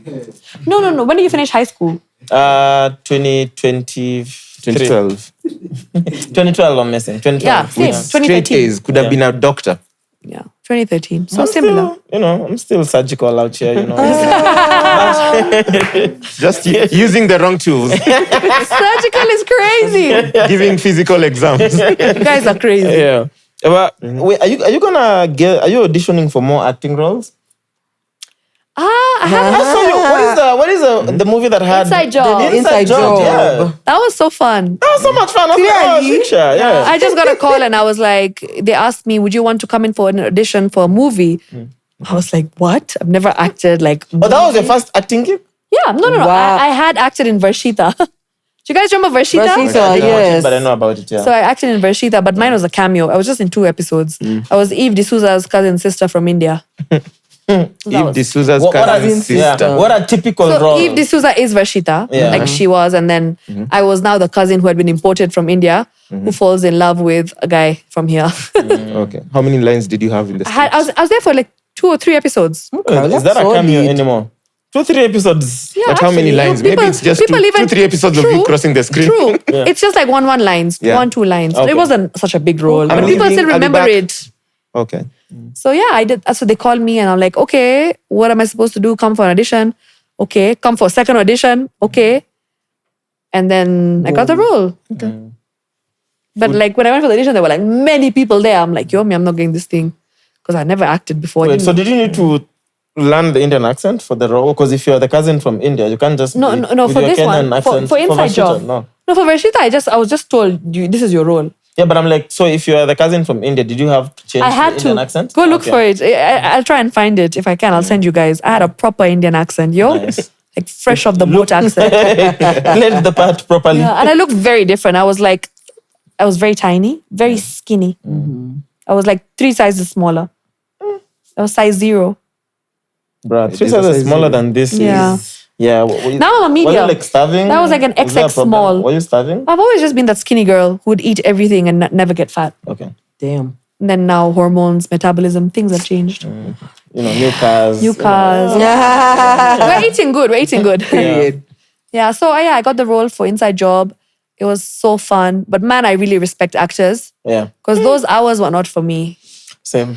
I really respect There's them. no one on this set who respects actors like me. Yeah? Every time you're shooting a skit to promote the pod, I have one cameo. Use lack of talent. Here, it's just the time investment. Yeah. And that's why, like in more established markets, you get paid for that period when you're going to the script. So the time investment, no one thinks about it. Yeah. But here, You're required to show up and show out. Trust me, like when I first went into the first day, I remember I did 10 days of shooting, night shoots, 6 p.m. to 6 a.m.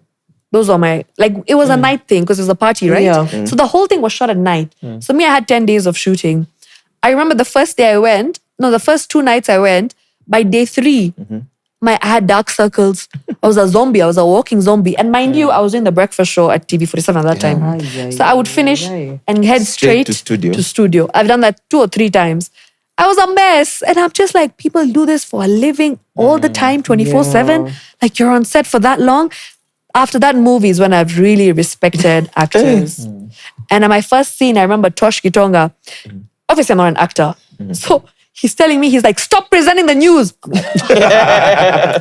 like, I've never done this before. Like, what do you want me to do? So I had to like get out of news presenter, TV presenter mode to like actor mode, which was so tough.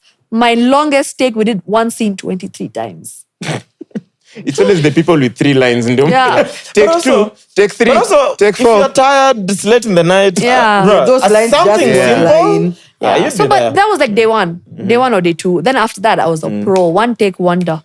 But like the first Amatosh days, just worked with what he got. Have you seen it? it's actually good. But I can't remember. I had quite a bit. Like I didn't have obviously the main role, but I had like a lead It was a supporting. proper supporting. So a proper supporting. Like I was the main lead sister. Okay. So I had quite a big role. And I remember like when I first got that role, I was like, yo, this is 10 days of working.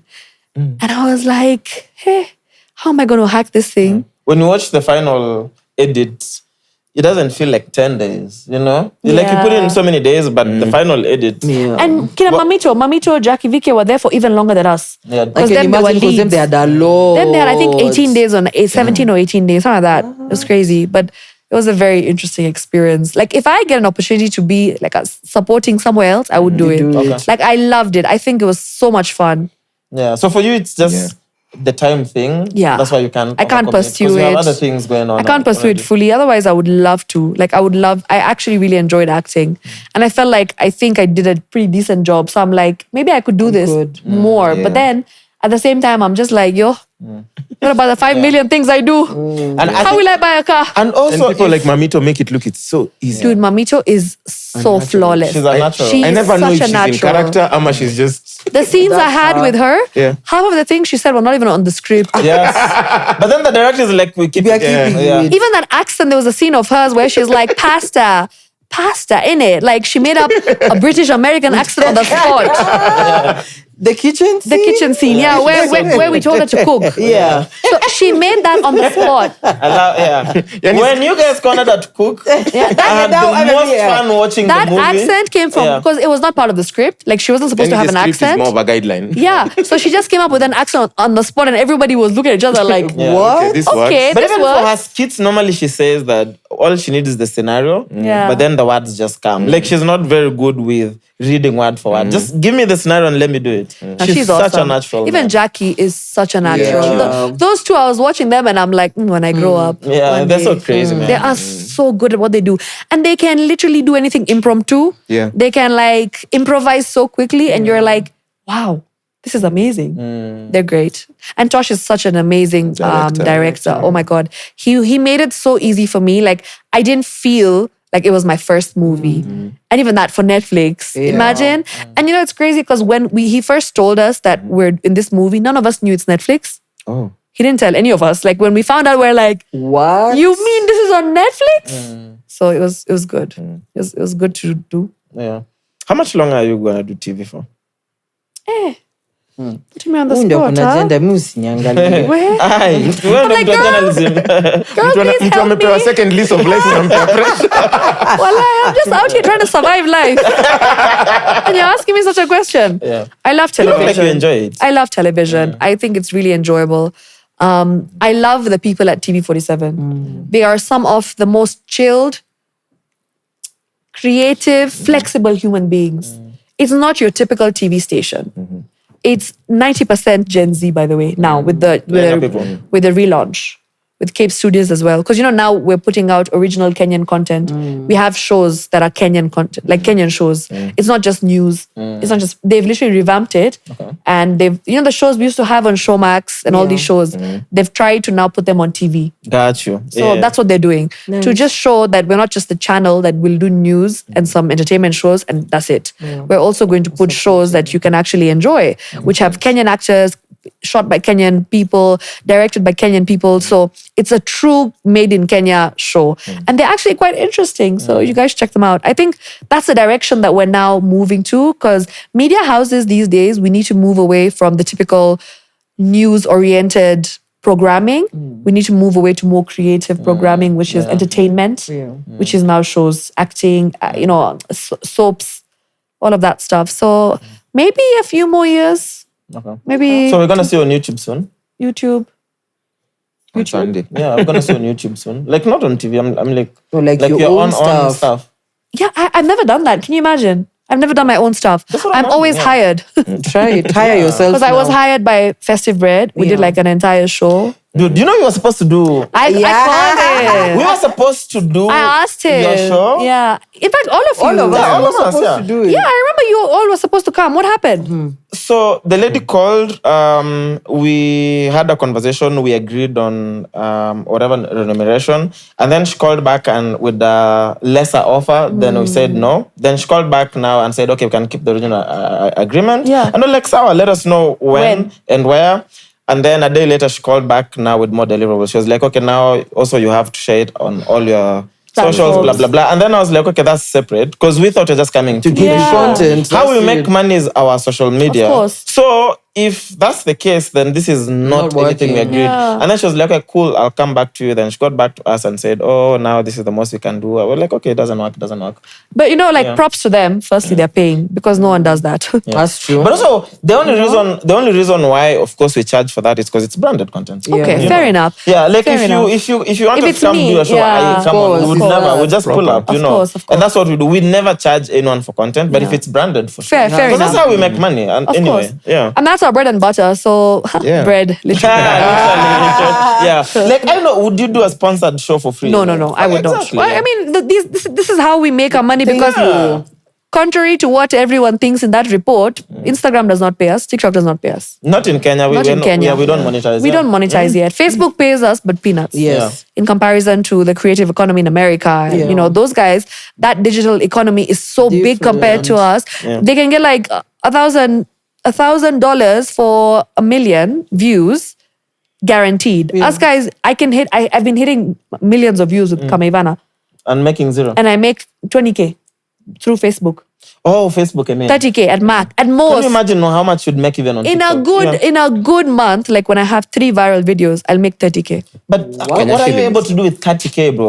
I can show you how much I get monthly because when I saw that report saying Ati Kenyan creators, we make like millions from Facebook, I was giving you the biggest side eye. I'm like, which one? Bruh, because me, I go viral. Like I know it. My videos have gone viral. So what are these other creators doing that I'm not doing? Surely, because if you look at the others, maybe they have lesser views than you. Yeah, so I'm trying to understand like how they came up with that report. The people that make more money are people whose content is mostly watched outside Kenya. Yeah. The issue with the brands in Kenya spend such less money on this platform. Absolutely. That there's little that goes around. And currently I feel like we're going through a phase where brands have realized that they will always find someone cheaper.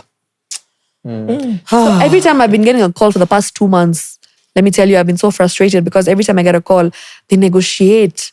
Conversations don't end. Imagine. Listen, come back again.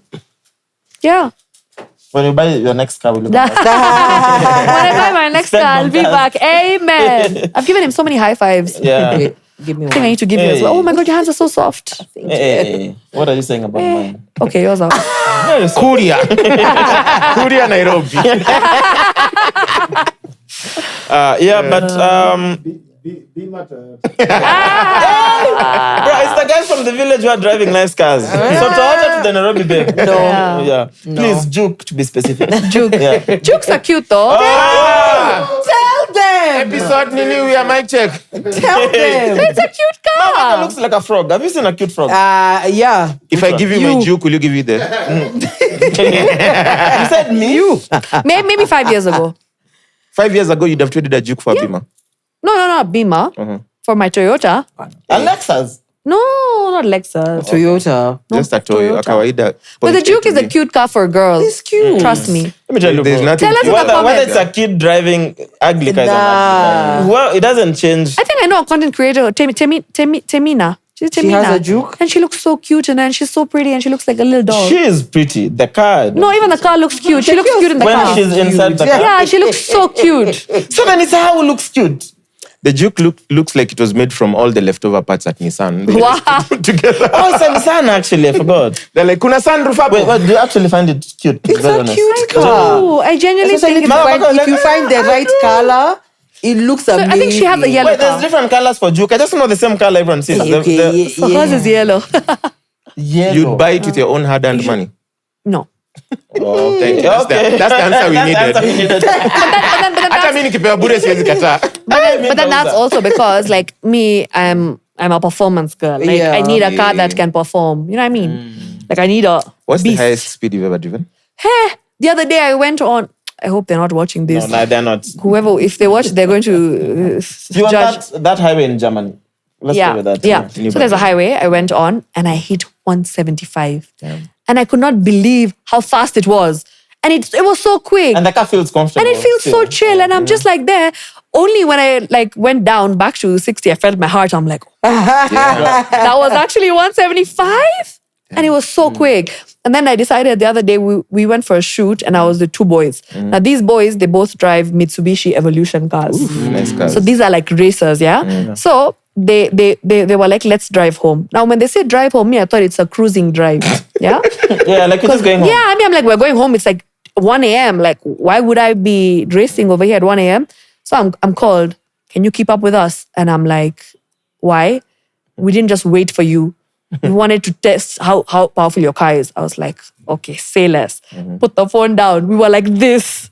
When we got home, I'm being called. They're like, yo, is it you or is it the car? And I'm like, it's both. Top speed? Top speed.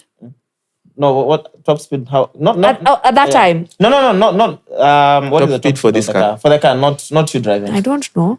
You don't know. It does. Ebu, let me You've never check. seen The speedo goes baka wapi? 360. I think I can Google. Someone Google it. Maybe like 280, 360. First of all, I'm out here trying to preserve my fuel. Hey, now is not the time to be racing. Exactly. Yeah. The day 2 weeks after I bought it, the fuel prices went up. And I was like, this can't be happening to me.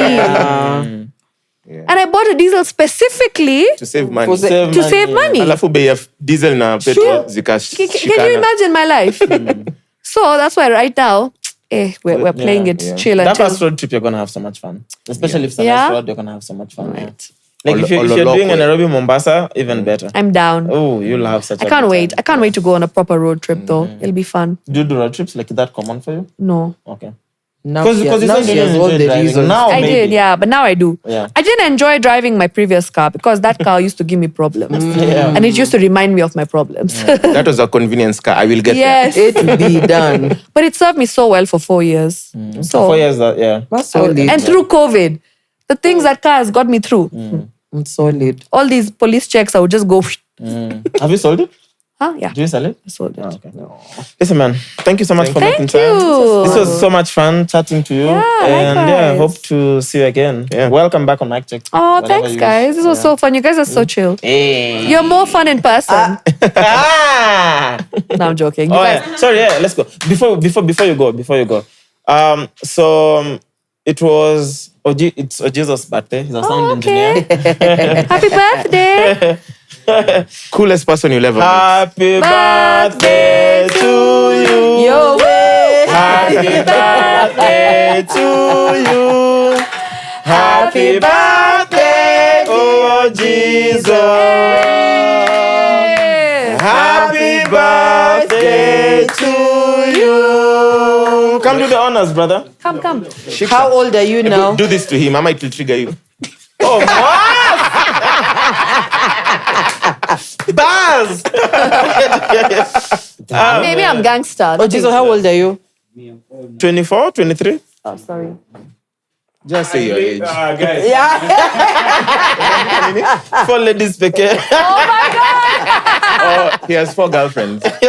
Like, actually. No, he doesn't have 4 girlfriends, but we want him to have He 4 has 4 girlfriends. girls. Yeah. We are manifesting. Yeah, happy birthday, brother. We love you, man, and we hope you Yeah. have such an incredible year. Yes, sirs. Yeah. 23. How do you even cut a cake, bro? You've never cut. I don't cut my cake. You're turning. You don't Hey, cut your cake. You only clap them. That's bad luck. At least put one slice in. Just one. Okay, just go. Just one. Literally, do it the way you want. Yeah. Whichever just way you If wish. you'll do one, do it. Yeah. Okay. Okay, then. That's interesting. Okay, then. From the outside in. Small this is a pieces, first. and then you can, yeah. Let me. Oh, wait. Hold on. Let me ask you guys, how long is the episode 4 usually? However long it goes. However long it goes. have Like one- now, because we were just on For floor real? state, we'd have just continued speaking, yeah. For real? We have 1 hour episodes. We have 4 hour episodes. Yeah. 4 hours? And everything we recorded, we never cut out anything. Everything we recorded goes, yeah. For real? For real, yeah. I thought you guys were going to like cut it down to like an hour. No, bruh. What is there to snip? Yeah. No, Imagine there's everything like- we've spoken about. I'm like, what do you take out? Everything was so wholesome, yeah. Shit. Yeah, bro. everything goes, yeah. You can go on for as long as Yeah. possible. Bro, we've streamed a pod live for 24 hours. The one thing we can do is Get the yap. first bite. You guys can yap. We guys can Even yap. I can yap. That's the Right? problem. Because I'm like, Edna, I feel like we would have easily recorded Edna, 4 hours. number Because we've 5. done maybe 2 hours and something. Hey, feed him. 2 hours, 30 minutes. Imagine. And we were still We're ready for vibing, more. yeah. Feed him. Oh, It's okay. She's kissy, so she has to adjust. Anyway, so as we do that, I think we can call it. Yeah. Anyway, SHIKSHA episode 354. We are I love your 354. Can you imagine? Wow. Over 26. This is The bag of This is the Brunch Club. Over 26. welcome back to The mics are closed. Now, when you watch it, you'll understand.